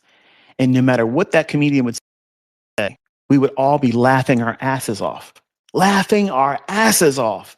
Everybody had a sense of humor. Nobody took it personal. We all understood that, hey, you might sleep with somebody different, okay?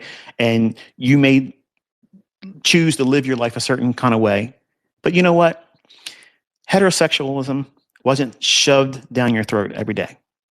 Gays didn't shove it down our throats every day. They weren't trying to go into schools and convince little children that this is a normal thing.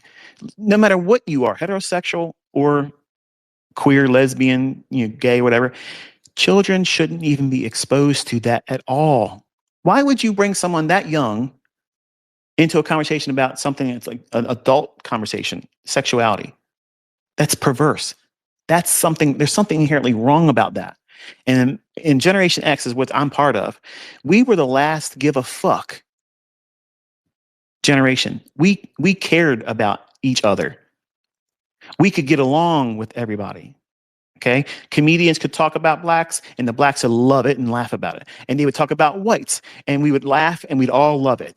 Okay. Gays and lesbians would get cracked on all the time and they would be pissing themselves in the comedy clubs right next to us. And we would not walk out of the club afraid that they were going to bust us up outside the head or stab us because we laughed at a joke. Everybody nowadays is so full of shit. They have a problem. They have an inherent problem that's a you problem, not a me problem, not an us problem. It's a you fucking problem. There's something wrong with you in the way you think because your head's too far up your own ass. You have no sense of humor. You take everything literal. You take everything as an attack, and you have no other way of except this is going to be my way. And if you're opposed to that, F you. Something needs to be done to you because you don't look at it my way. And that's what's wrong with today's world, man. Like the level of entitlement, like we didn't expect anything for free. We worked our asses off for everything we got. We worked our asses off. But you today, if you got to wait 5 months to get anything given to you, you waited too long. It's 2 weeks fucking late. You should have already given this to me for free. You're an asshole because you made me wait. Man, that would have never flown in my generation. We don't think that way. We didn't think that way, man. It was alien to have that mindset. But that's what you see all around the world today, right now. Everywhere. You owe it to me. The fuck I do. I don't owe you shit. Nobody owes you anything. Nobody owes you anything. But when you elevate these people that think this way, and then you tell them from a position of leadership that you're right to think this way, and get out there in the streets and protest and defend that position, what are you doing? You're weaponizing someone that is literally a loose cannon. They don't see it that way. They see it as, see, our leadership gets us. They understand us. And the people with common sense around them are thinking, what in the hell is going on? The patients are running the asylum now. That's what's going on. Nobody wants to say it, but that's exactly what's going on. And it's meant to destabilize every nation. They're going to bring in individuals. And I'm going to say this, and I think, the students of mine that are Muslims, they already know my stance on that. I'm not going to be a Muslim. You will never convince me to be one. But I can tolerate the fact that you are in that faith. I know I can't, me as a person, I can't change that. If you were asking me, would I love to see you put your faith in Jesus Christ as your Lord and Savior? Absolutely. But like I said, I'm a practitioner. I am aware that I have no power and I have no influence to make that happen. That only happens from God, period. But I think that when all the nations around the world are importing Muslims who are by very nature, they're very proud individuals. They're very strong-willed individuals. They're very confident. They think they're right. Everybody else is wrong. And I'm not saying any of this is a bad thing inherently. I mean, if you feel strong about your convictions and about what you believe in, then sure, everyone should feel that way, right?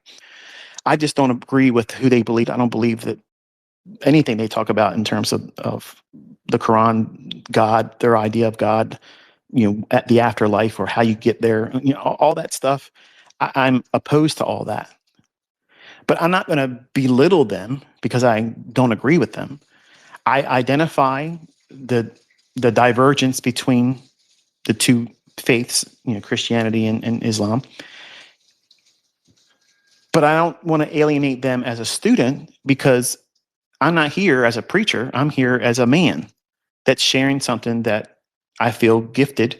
And you came here for that. You didn't come here to learn to be a Christian.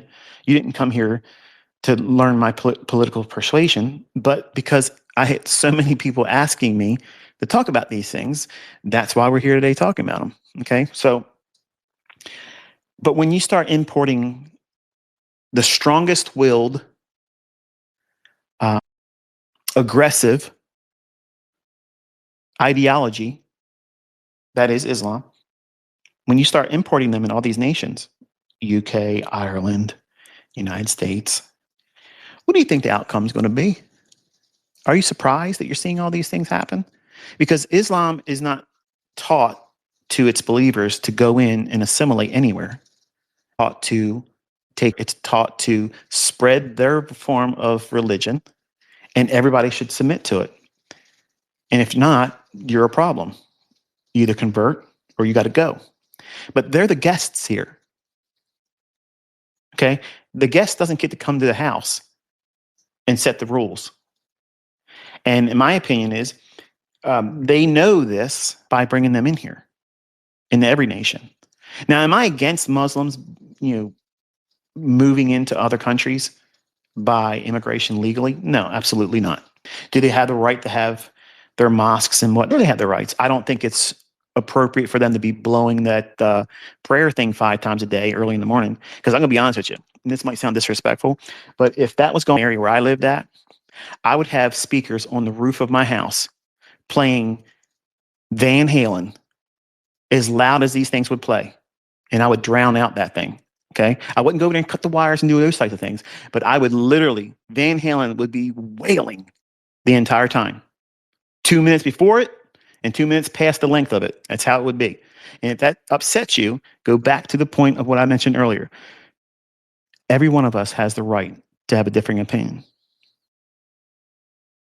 You look at me as someone that believes Jesus is God in the flesh, and you don't think that that's true. I don't care if you don't believe it. That's not your belief has no bearing on what I believe. It doesn't. It has no bearing. And I'm aware that my belief has no bearing on you. Which one's intolerant? Which one's tolerant? So when you bring, let's just take Christianity out for a second. We'll bring it back in a second, but let's take it out for a second. All these nations are having this influx of Muslims coming into their country, and they're giving them free rides, subsidies, healthcare they don't have to pay for. What's your healthcare cost? Let me tell you something. It's so expensive right now. That was by design. That's how it was money. It ain't the book sales. The books is the illusion. That's where he made his money. No, it ain't. He's getting all the kickbacks from Big Pharma because he allowed them to run up all these big, huge premiums through Obamacare. You doctor? Sure you can. Lies from the guy who forged a woman's Hawaiian birth certificate. Oops, I said it. But the bottom line is this. If you look at what they are doing, they're bringing these people in by the bus loads and plane loads, setting them up with free everything, allowing them to do whatever they want to do, say and act the way they want to act. But anybody that does anything opposed to them, they're the problem. You don't think that that is the goal here in the United States? In every other country? That's exactly what it is. That's exactly what it is. But you are not allowed to say anything about it because you are a troublemaker. You're a rabble rouser. You are racist. You're this, that, and the other thing. And the only thing we're saying is who are you and why the fuck do you get to have everything for free? And why is it your way and nobody else gets any say in the matter? I got a problem with that. And it wouldn't matter if you were Muslim, Hindu, Christian, whatever. I'd have a problem with it. And it's not a problem for me to see everyone else's problem with it as well, because it's justified. Nobody should be getting a free ride. Nobody. I think welfare should last 1 year and then you get the fuck off of it by force. If you can't get a job, you can't get your shit together, and you get another kid, you're pregnant, knocked up by somebody else, you should have your shit cut off immediately and on a list that you never can get it again. What motivation is there for you to ever make strides to be independent and do gainful employment on your own? If you get your rent for free, you get your food for free, you get your cell phone for free, you get your health care for free, and you're rewarded by getting pregnant again by a man living in the house that you say left you. See, being in real estate all the time. all the time. Section 8 is abused like crazy. But when you allow and you import these types of individuals into our country and you set them up with that mindset, say, here's what you can do. And then we're expected to pay $3,000 a month for healthcare, for a good health plan, covering all your family members.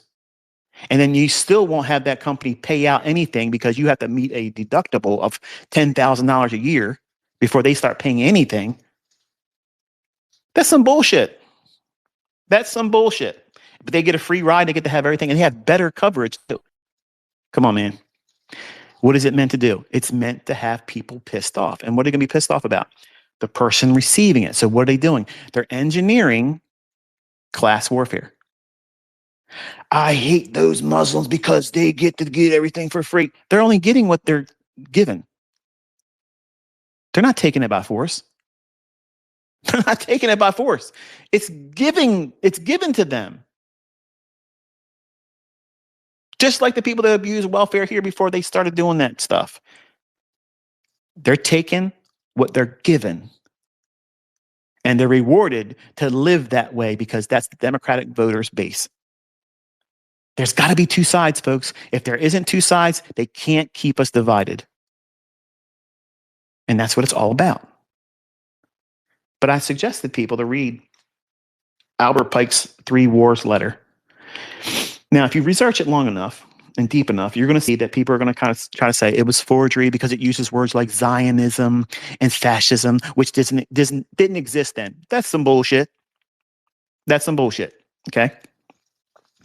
For you to think, oh yeah, this is contrived, it's all made up, and it's a conspiracy theory. You know, they said that UFOs were real March 2020. They came out and government said it's real. We don't know what it is. At the height of the scamdemic of COVID, they put that out there. Any other time, I'm convinced that the stock market would have crashed on that. But they just threw that out there. And now we have people coming out. They're doing congressional hearings and listening to people in our military with eyewitness accounts. They have video footage. They literally have a Hellfire missile hitting one of these things. It breaks a part of it off. It never misses a beat. It starts following the main piece in flight. Now, I'm not saying ET exists. I'm not saying that. I don't believe that exists. But I do believe it's angelic and demonic. So we're seeing things that we can't replicate that. We can't do these things. We can't move like that. But that used to be a conspiracy theory, like Bigfoot, the Loch Ness Monster, and ghosts and whatever, whatever it is that you want to call a conspiracy theory. We are in a time where most conspiracy theories have now been proven fact. So when you look at the information that's in Albert Pike's three letters, what he's outlining is the whole basis of the three world wars.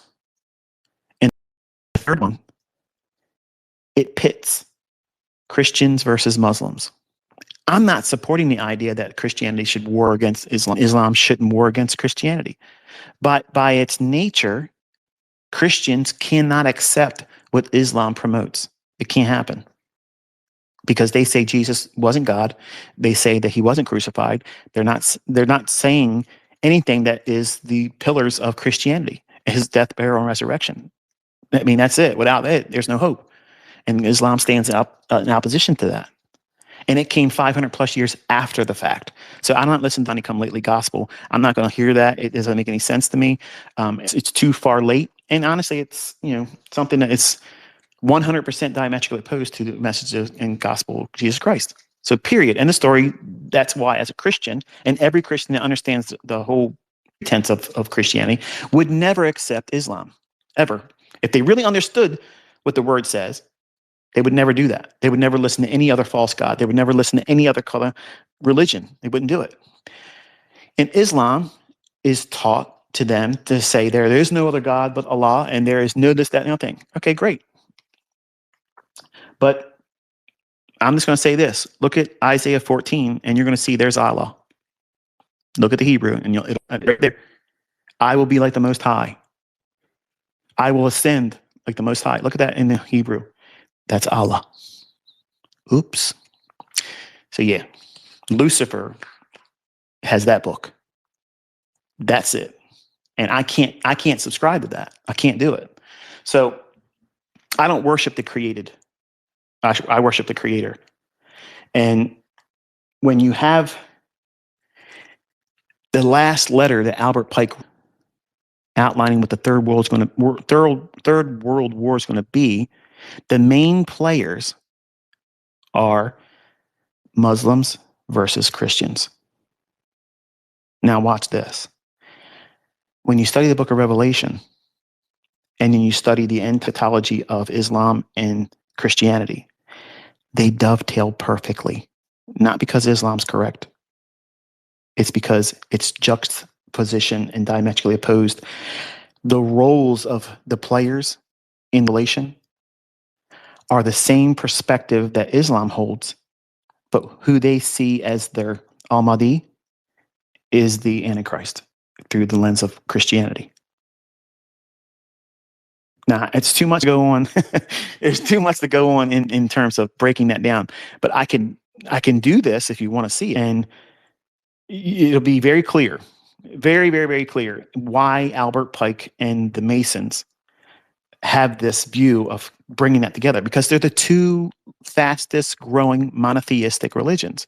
Judaism is what it is. Nobody's looking around the world and saying, you know what I want to start doing? I want to be a Jewish believer and start believing Judaism. Nobody's doing that right now. Okay, nobody's doing that. Not in the last 20 years. They're not doing it either. But what two religions are doing it? Some people are converting from Islam to Christianity. Some Christians that don't know their scriptures are converting to Islam. But those are two fastest growing religions globally. That's not by mistake. It's not by accident. Okay.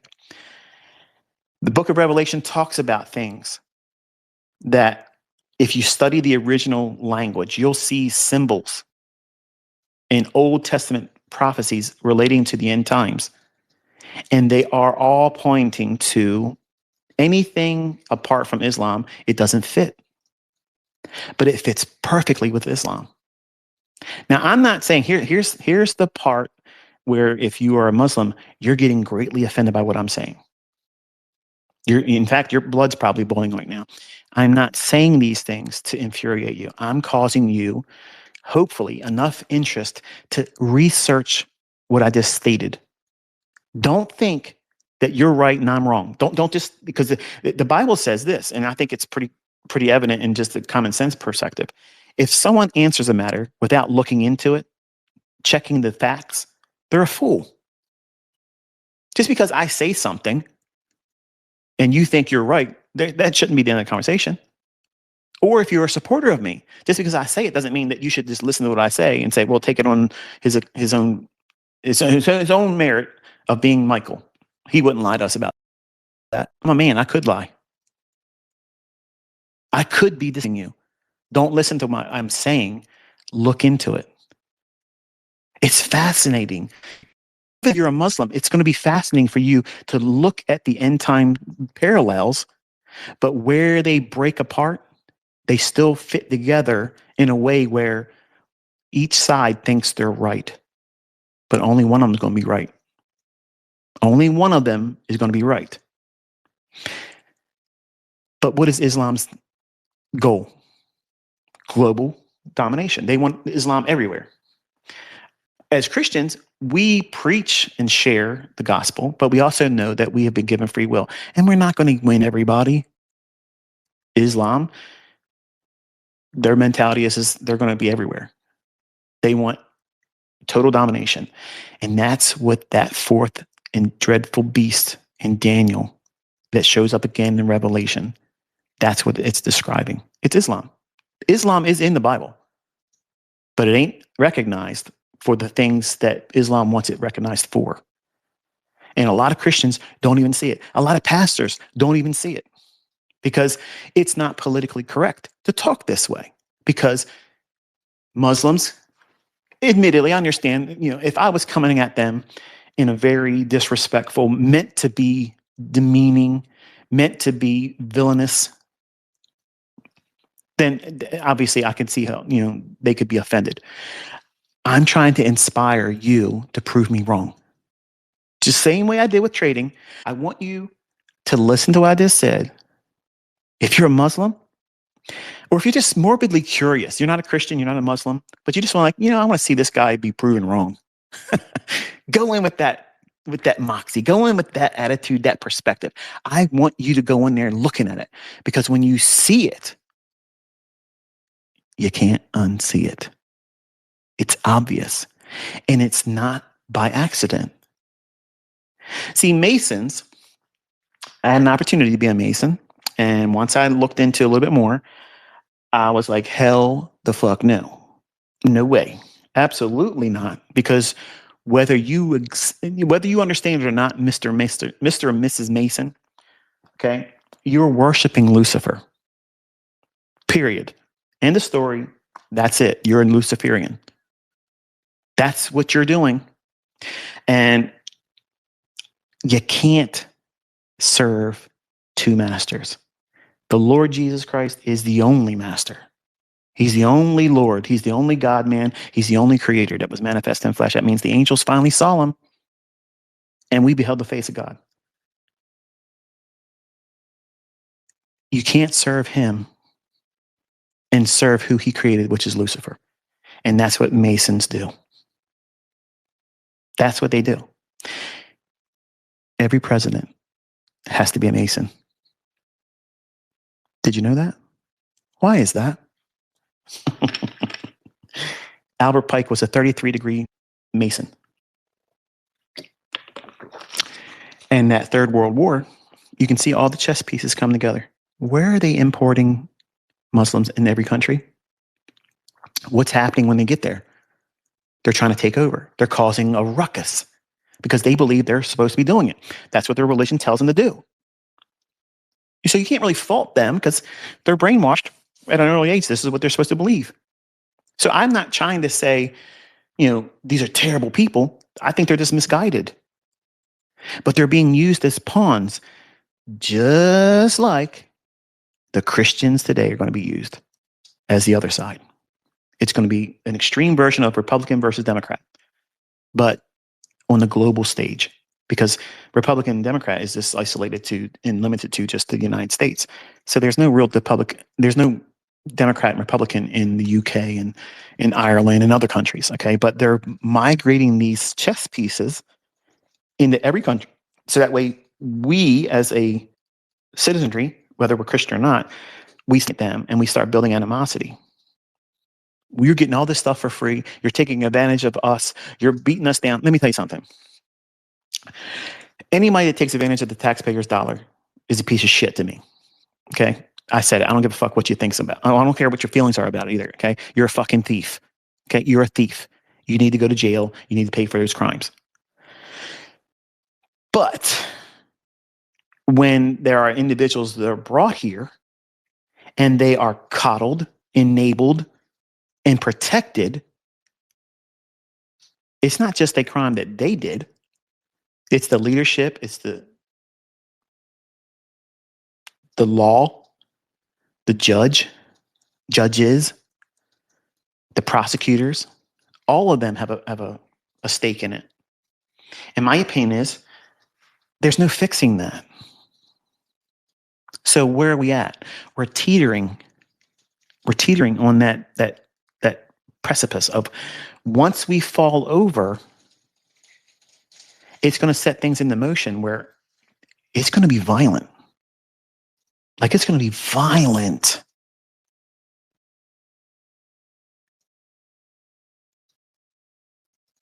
Look at Minnesota right now. Look at when George Floyd whole thing happened. Okay. Every time there's a chance for them to use destabilization, civil unrest, they run with it. They run with it. They weren't doing those things when Biden was in office. Why? Because they had control. They were in a seat causing the things in motion and things in motion like that, so that way the conservative side would hate them, build up more animosity. And then when their side was feeling strong and making fun of the MAGA group, they lose. So now they're going to go crazy and piss and moan and go out in the street, because the left will do that. They'll go to work for that, but they're not going to do anything that makes the country better. But their myopic view of reality keeps them from, in my opinion, upstanding citizens, because they expect everything for nothing. Everybody should be equal when we're not equal. There was not one person on this fucking planet that would have been able to say they worked harder than I did trying to figure out what these markets do.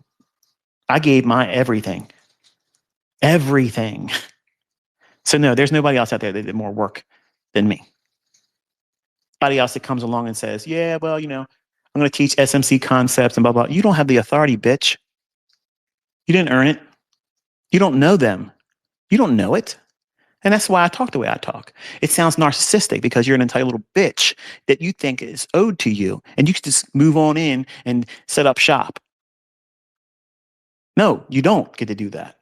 No, I'm not going to let you do that. No, I'm not going to stay silent and let you bitch over people and screw them over and talk to them in Telegram and pretend to be me and ask for money here all the time. And I sound like a broken record. I don't need your fucking money.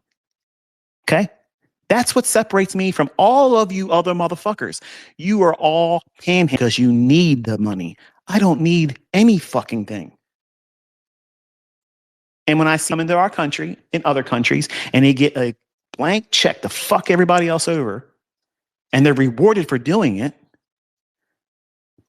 I'll speak up and say that's fucking wrong. And I don't care if you like me or don't like me because of that. I don't give a fuck. Because I'm from Generation X, and that's how we roll. We don't give a fuck about your feelings. Facts over feelings is what it is. And that's where we departed. The generation after mine came in, coddled, tickled with a feather on its ass, promised things that they didn't deserve, didn't earn, didn't work for, built this level of entitlement. And they created this perfect storm where my generation, who's still here, we're watching all this stuff.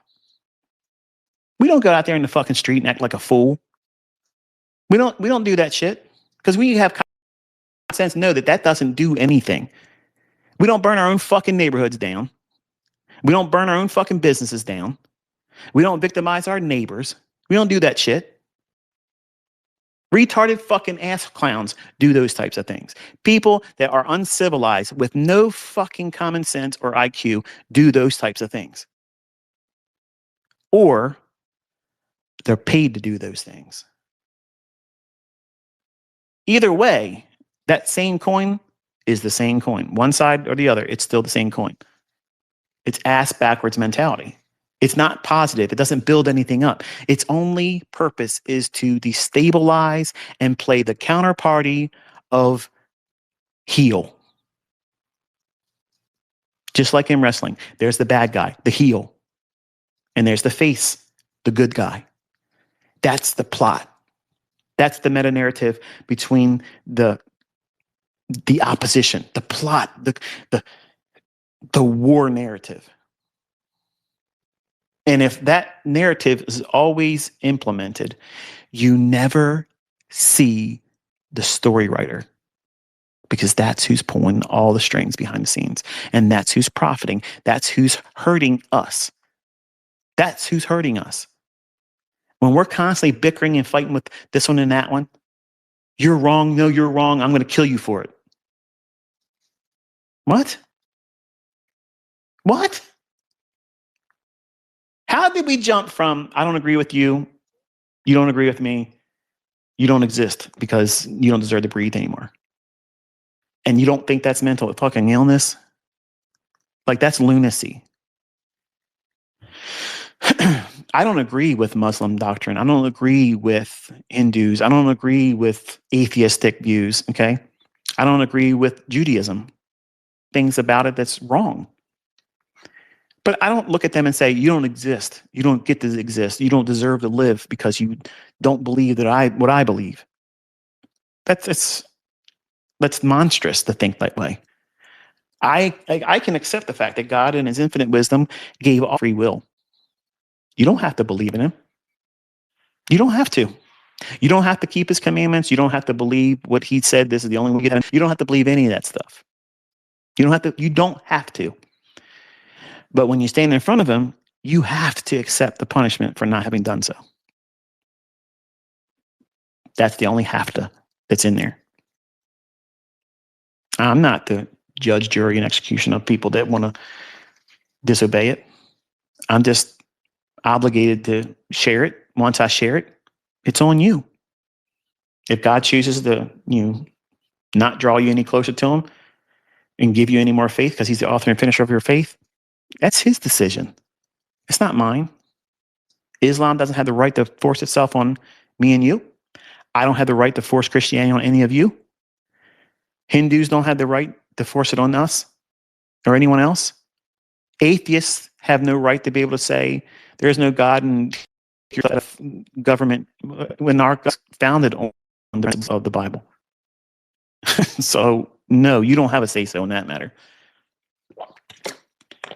But it's funny how these Luciferians that are running every country right now, they want to remove all semblance of our founding fathers and how we formed this nation, which is on biblical principles. They don't let the Ten Commandments be posted in their government buildings.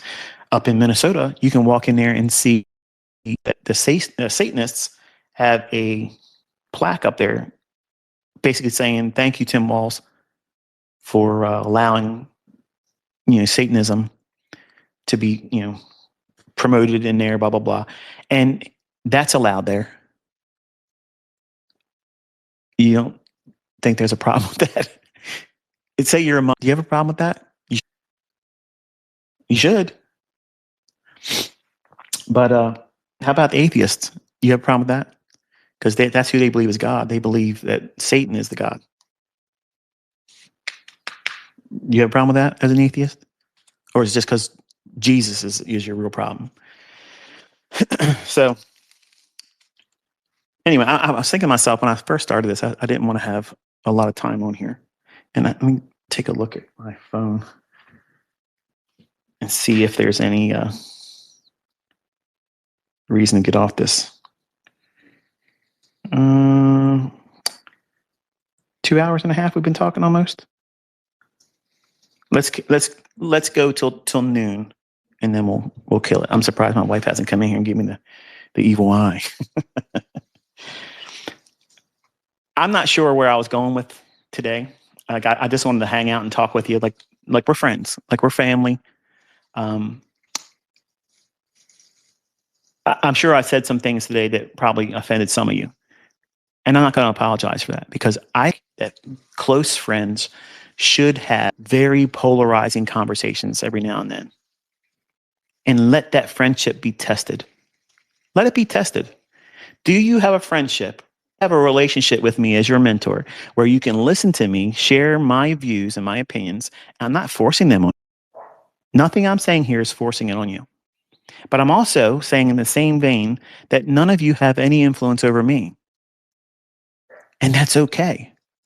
I still accept you as my student, and you should accept me as someone that gives their time to you. Whether you choose to accept the gift of the insights I share, you value it, it's up to you to decide that. Nothing brings you here except for your own want, your own morbid curiosity, or your desire to learn from me. Or you're just bored like I was today. You just want to sit down and just yap, talk about things. And taking a look around the world and seeing all these things, like we're in a mess. Like it's a mess everywhere. How about the folks in Ireland? Are you listening to me? I got students from Ireland.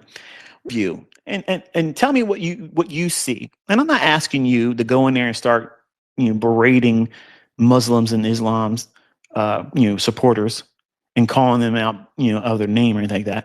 But what do you feel about that? Do you see how this is being implemented? And they're being used as weapons. They don't even see such. They're just thankful that they can, be accommodated the way they are. But they don't even realize they're being used as pawns. And Christians are being used as pawns too. They're setting this whole thing up for that third war that's going to be the two players. And the intent, if you read it, Albert Pike's outline was so that way both all Christians and all Islam supporters and Muslims are going to be killed because of this tension between the two. That's the goal. And then because they're the two largest, fastest growing monotheistic religions, then after that, once that's done away with, and every other form of religion, meaning all the lesser, Judaism, all the Hindus, everything will be attacked too. But they're going to war the two largest monotheistic religions. They're going to place them at odds with one another. But it's odd that that's what the Bible teaches how the end times are going to be. Look at Abraham's first son. I'm not talking about Isaac. God said that's his first and only son. But he had another son.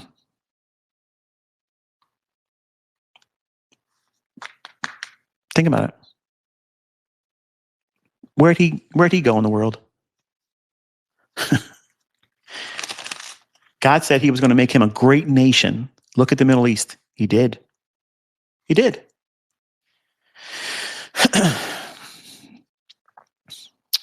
So that's the meta narrative from the beginning. They know that they were a son of Abraham and the first of Abraham. So their mindset about themselves is, in my opinion, justified. But God is God, and he said, Isaac is your son, your only son, meaning it was through the wedlock of Sarah and Abraham and a son that God said he was going to give. Sarah told Abraham, go into his wife's servant and get her pregnant, like a surrogate. So she was trying to do it her way. She didn't want to wait on God. So that's religion. Okay, that's what religion does. I'm going to do it my way. I'm not going to trust God. God said he's going to do it, but I ain't got time to wait for God. I'm going to do it on my timing. Abraham, go do what you got to do. Give me a son. And then when God did what he said he was going to do, told Abraham, send Hagar and Ishmael away. Send them away. I don't want nothing to do with them. What did they do wrong? Nothing. They didn't do anything wrong. And that's why God blessed Ishmael. He made him a great nation. And that's all of the Arab nations in the Middle East. And you had this contention. That's why they have a problem with Isaac and Jacob. That's the original story. That's the beginning. That's the enmity between the seed. And that's how it ends. Because God said, I'm going to call the end beginning. As it was in the beginning, so shall it be in the end. There was contention. Jacob and Esau. Two brothers. Two different ways of doing things. See how the meta narrative keep repeating over and over and over again. Think about it. It's there. But the Muslim won't see it. And the Jew won't see it. Why? It's hidden from them. But they're going to be put at odds in the last days. The Jews are going to be crushed in the winepress of God in the last 3.5 years. And 2/3 of the Jews that's going to be on the earth then are going to die because of what God's going to do. And I'm sure a lot of Arabs and Muslims are thinking, yeah, can't wait to see it. But God said he's going to come to your nations first. and you're going to bathe his robe in blood. So I wouldn't be so quick with all that rah, rah, rah. But that's what Revelation says. And when you understand the players and the people and the countries that are involved, and you rightly divide it, that's what's coming. And everything is moving around on this world global chessboard. And it's right there for everybody to recognize and see if you know what you're looking for. And most people in churches and most pastors today, they don't know. They don't touch that book of Revelation because it's too subjective. And they don't want to be held to the accountability of knowing the entirety of the Bible, because to know Revelation, that means you have to know all of the Old Testament. And most pastors today, they only go into it for a business. Hi, Miss Piper. You're here to let everybody know you're happy to see me. Most churches today are ran by people that did the very least. This is to call themselves a pastor, so that way they can sell church memberships, 10% income from everybody, fleecing people that are unbiblical. Paying a pastor, not biblical. Come at me, bro, in the comments. I will whoop your rear end over that. Okay? It's not biblical. Just like tithing is not biblical anymore. It's not. I have people that go to churches. I have friendships with pastors. They will take odds at that, but they won't have adequate responses to the scriptures. They make it very plain. It's not subjective. It's not ambiguous. It's very, very plain. There is no tithing for the New Testament Christian. There is none. There is giving. There is absolutely giving. And it can be more than 10%. Oops. But as far as taking 10% of your gross income and giving it to a man that calls himself a pastor and lives his life like a celebrity, that's not biblical. He's supposed to be the lowliest of all of the people, the most largest servant of the congregation. You don't see that today. They got to be up there with security around them, driving in Bentleys, $1,000 ties, 5,000 suits or more, bragging about what God gave them from a materialistic perspective. That is absolutely alien to the Bible. That's a proud and haughty spirit. And they tell you you're going to go to hell unless you do it. They're going to hell. They're going to hell. They're heaping on things to the believers that they themselves wouldn't do. Where's their 10% of what they're earning their income? Where is that being paid to? Ask them that and listen to the crickets roar. So don't think I'm over here just whipping up on one side of the coin here. Christianity today ain't biblical. Most of these churches, if Jesus walked in them, they wouldn't even recognize him. But he'd be in there flipping tables over, whipping all of them. All of them. Because they've turned his house of prayer into a den of thieves. What does that mean? What were they doing in there? They were buying and selling. That's not supposed to happen in the house of God. Outside, sure. But why was he calling them thieves? Because when people came there and they were buying their lamb, their turtle dove, their offering, their animal to shed blood for their sins to be pushed back for one more year, the people that were operating the scales, they had rigged it in such a way where the coinage, the money that was being used, they were cheating the people when they would be paying. So they had a lying scale. So not only were they buying and selling and merchandising in God's temple, they were doing it in a way they were cheating them. And that's why they're thieves. It wasn't just that they were merchandising in his house. They were stealing because the people were coming there with their hopes that, okay, I'm going to pay what I have to pay, but they were charging them. They were profiting off of the faith of the people that came there to have an experience with God. The same thing that goes on today in churches. And you wonder why I don't go to them. Because 90% of churches today, at least all around where I'm at, that's how they roll. That's how they roll. If I found a church that preached and taught the gospel as I've shared it, and I've only shared what the scriptures say, I'm not a pastor. I would never be a pastor. I'm not a prophet. I'm not anything. I'm not an evangelist. I believe I'm a teacher, not just in trading, but everything in my life, I've always taught everything. I like teaching. I love seeing the faces of people that I can touch, illuminate because they've learned something. And they're like, I can't wait to do this in my own hands. And they show later on, since you taught me, look what I can do now. What did I do? I inspired them to be a creator, something that is not just consuming somebody else's stuff. Now they have the power to create in their own hands, and they can inspire other people. That's a gift that keeps on giving and over and over and over again. If I could find a church that a pastor did not live off the laity, that means live off the money that they bilk off of the people that go to church, had a job, had a career. Oh, but you don't understand, because I know some of you are Christian pastors listening to me. You don't understand. Don't talk about things you don't understand. I'm a pastor. I got to have my time free and available because somebody gets sick. I got to go to the hospital and I got to do this and I got to do that. Yep. I understand that. Bible says, let every man bear his own ministry by his own hands. Paul was the apostle to the Gentiles, and he preached the gospel of Jesus Christ, just like every other apostle did. And he made his money by making tents. He was a tent maker.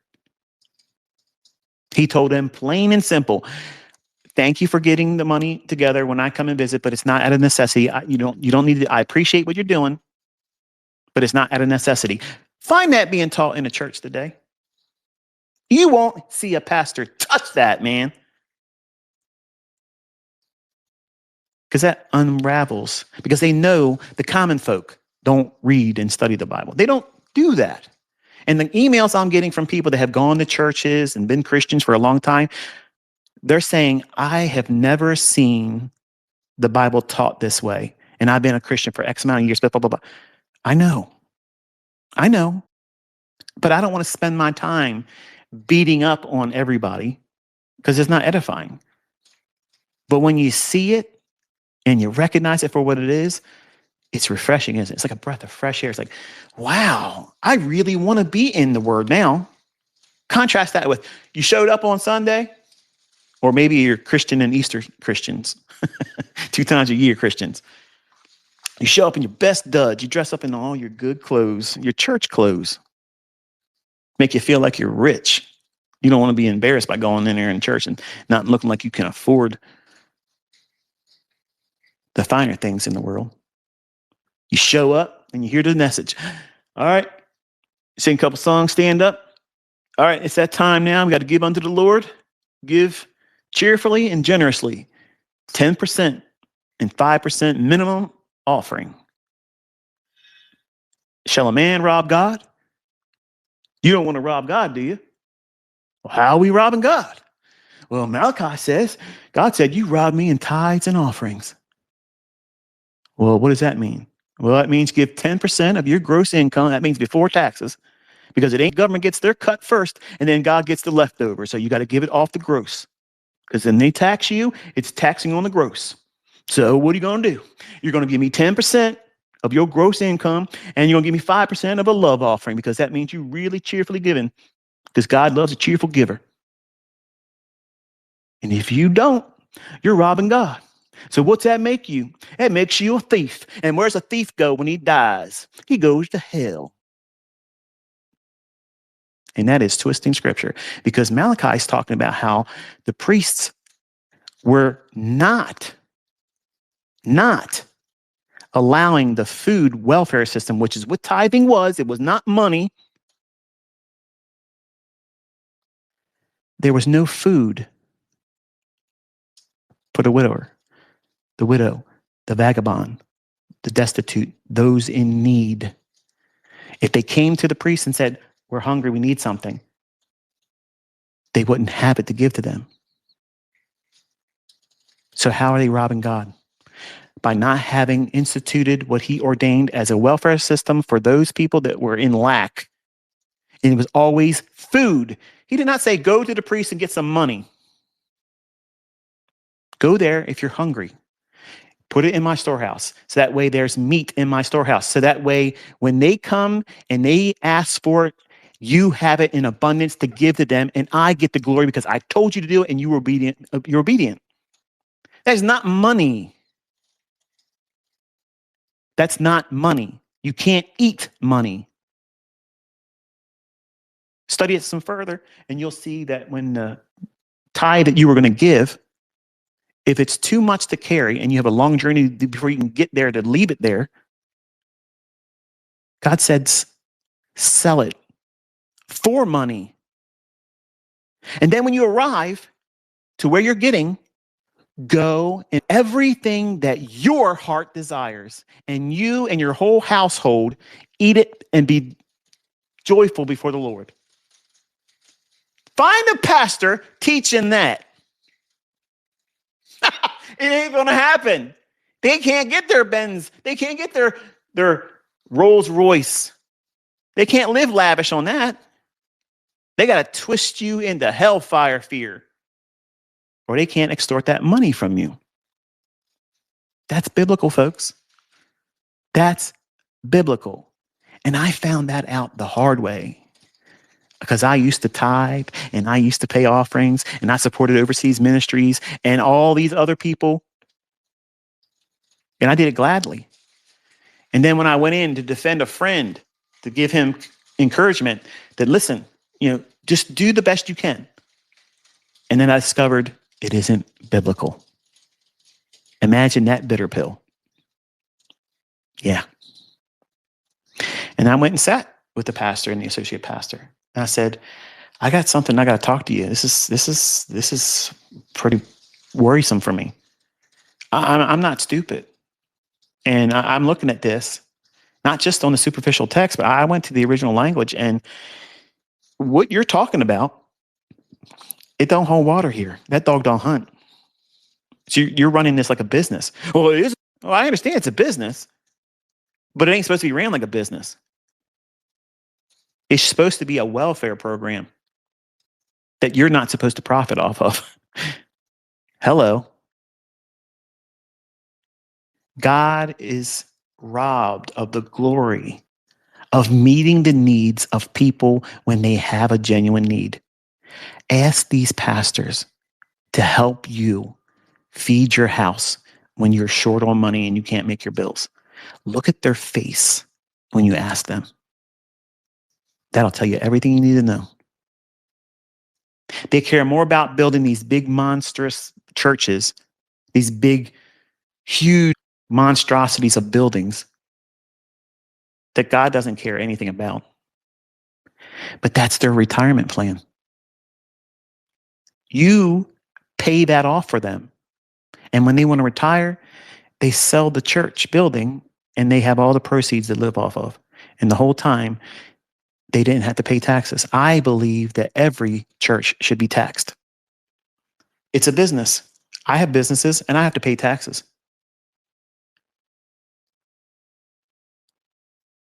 Hello. Oh, I don't like what you just said. I'm a pastor. I don't care. I don't like what you do. It ain't biblical. You better get right, because you're the one robbing God. That's what Malachi's talking about. You're robbing God because people are coming to you and you're lying and telling them, unless you give 10% of your gross income to me, what are you doing with that money? Well, you don't understand. I paid for this and I paid for that. No. What are you doing with that money? You're buying stuff. And that stuff is the same thing that God told that rich young ruler to get rid of and sell it and give it to the poor. And what that young rich ruler do? He walked away sad. And Jesus said to everybody else watching, see that? It's real, real hard for a rich person to get into heaven because of that mindset right there. Because they care about theirs. And theirs is yours in their eyes. Now, I'm not saying, I know some of you are like, well, Michael's telling me I should stop going to church. I didn't say that. I did not say that. I'm just saying, consider who you're giving to, and under what pretense are you giving it? When I gave it cheerfully. But I can't give cheerfully when I realize it's not biblical. Did I stop giving? No. I just changed where I was giving. I find people that I can see in front of me, there's lack. They're not asking me because they don't look at me and see, oh, wow, he's got millions of dollars. Let me go take advantage of him and ask him. Let me trick him.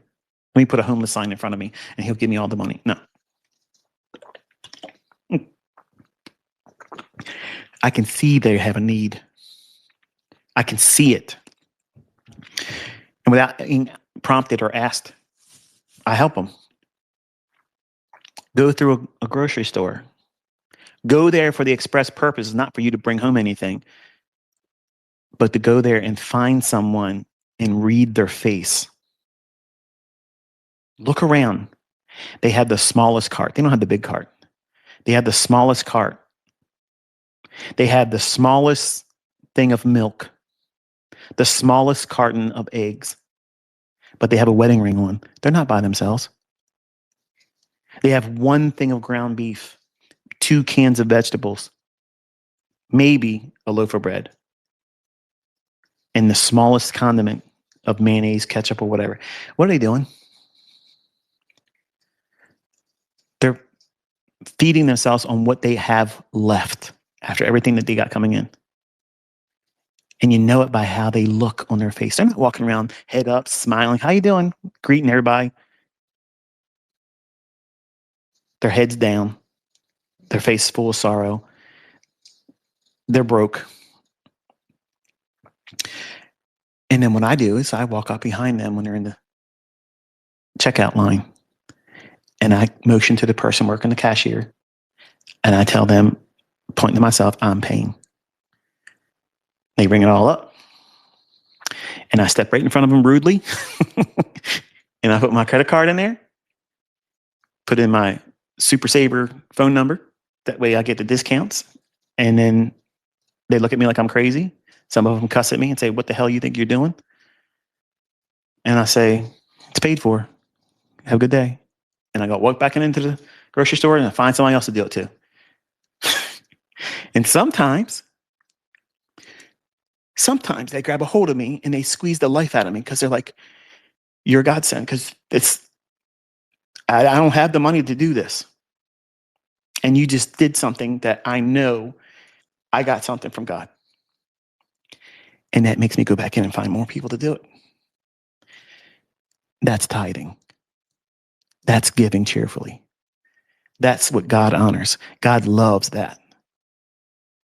And I'm telling you, not because I want glory and fame and accolades for it. I'm telling you to inspire you to do that. Listening to me and learning how to make money and spending it on stupid shit for yourself is the worst thing you can do with the gift. That's the worst thing. That's wasting it. That's wasting it. Imagine how many people's lives you could change just by saying, I don't need to buy that car. I don't need to go on social media and get people to, fluff me up because I bought this overpriced junk out there. And I want to say, here, I don't know who you are. I clearly see you have a need. I don't want anything from you except for the opportunity to do what I feel like I need to do. And have a great day and be blessed. You have no idea what that feels like. I promise you, all the sports cars and all the fun little toys you can buy, that stuff wears off the next day. It's gone. Once all your friends and the people that know you, once they see you have it, that wad is now shot. It's done. You got the best out of all that's ever going to come from that. Because they don't care that you really have it anymore. In fact, they're looking at you thinking, what a jerk. He probably thinks I'm supposed to love him because he has that car. You're stupid. You spent all that money. I would have done this, that, and the other thing. So they're not looking at you like you want them to look at you. Meet somebody's needs and let it be a stranger that didn't even have to ask you for it, and look at their face and listen to their voice shake when they tell you, thank you so much. That's stuff you carry for your whole life. You're going to forget all the, ooh, wow, what a nice car. I wish I could have that. I want to be like you. Look at what you're wearing. That shit is fleeting. I remember every one of these individuals' faces because I know at that moment I was being used. I was implementing a principle that God has laid in the hearts of believers, but many of them don't act on it. And I promise you, if you live your life like that and you do things like that, God will never allow you to run short on the supply, because he's getting the glory for it. He's getting it, not you, not me.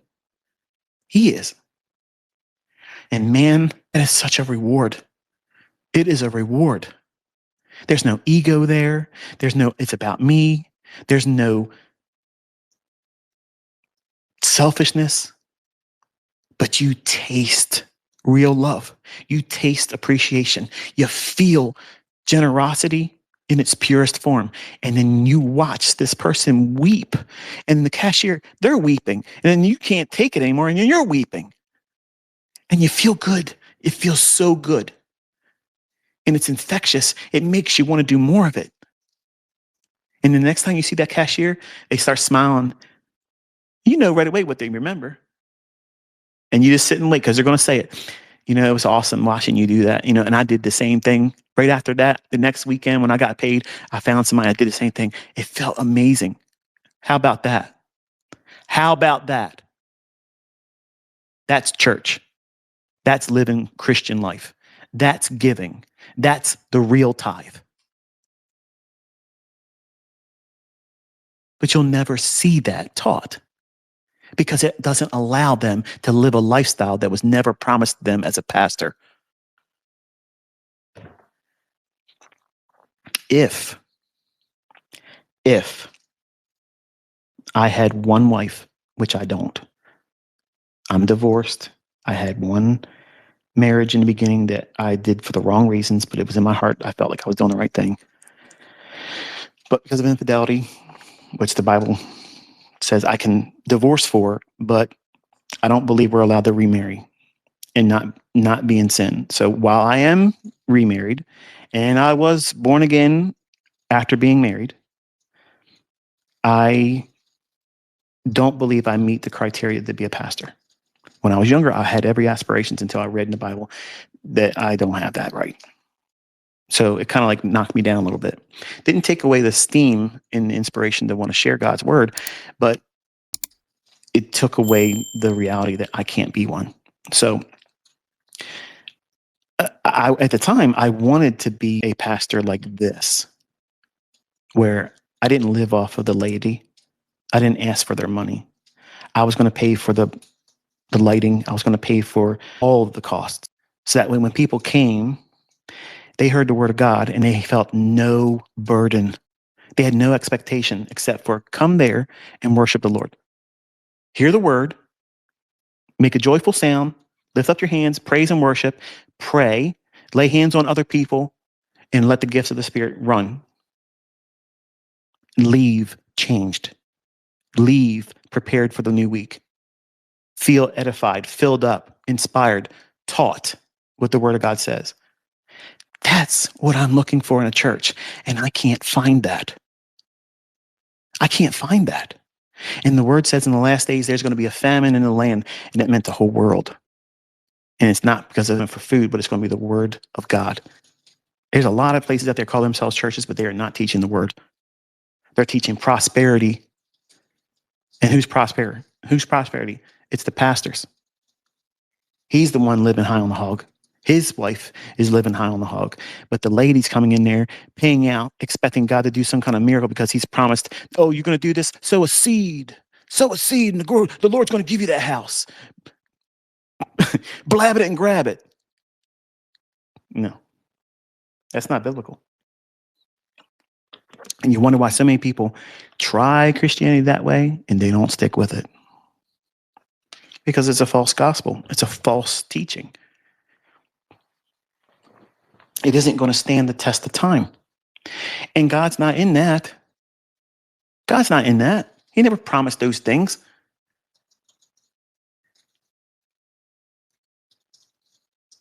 So I answered a lot of questions today. A lot of questions that are unrelated to the market. So it wasn't all false advertising. I did talk a little bit about the markets in the beginning just to hook you. But I led you to church one more time, kicking and screaming. But I'll say this and I'm going to get off here because I actually kind of am hungry. The study I'm working on now is on the Tabernacle of Moses. And to me, it's a very fascinating study. I don't want to steal the thunder of what it is that I'm going to show in it, but I'm trying to come up with a way where I can go over the extreme details because you know how I am, right? I'm very detail oriented, and there's a lot of specifics around that specific structure. And if you want, you might want to look at those chapters in Exodus that deal with the tabernacle.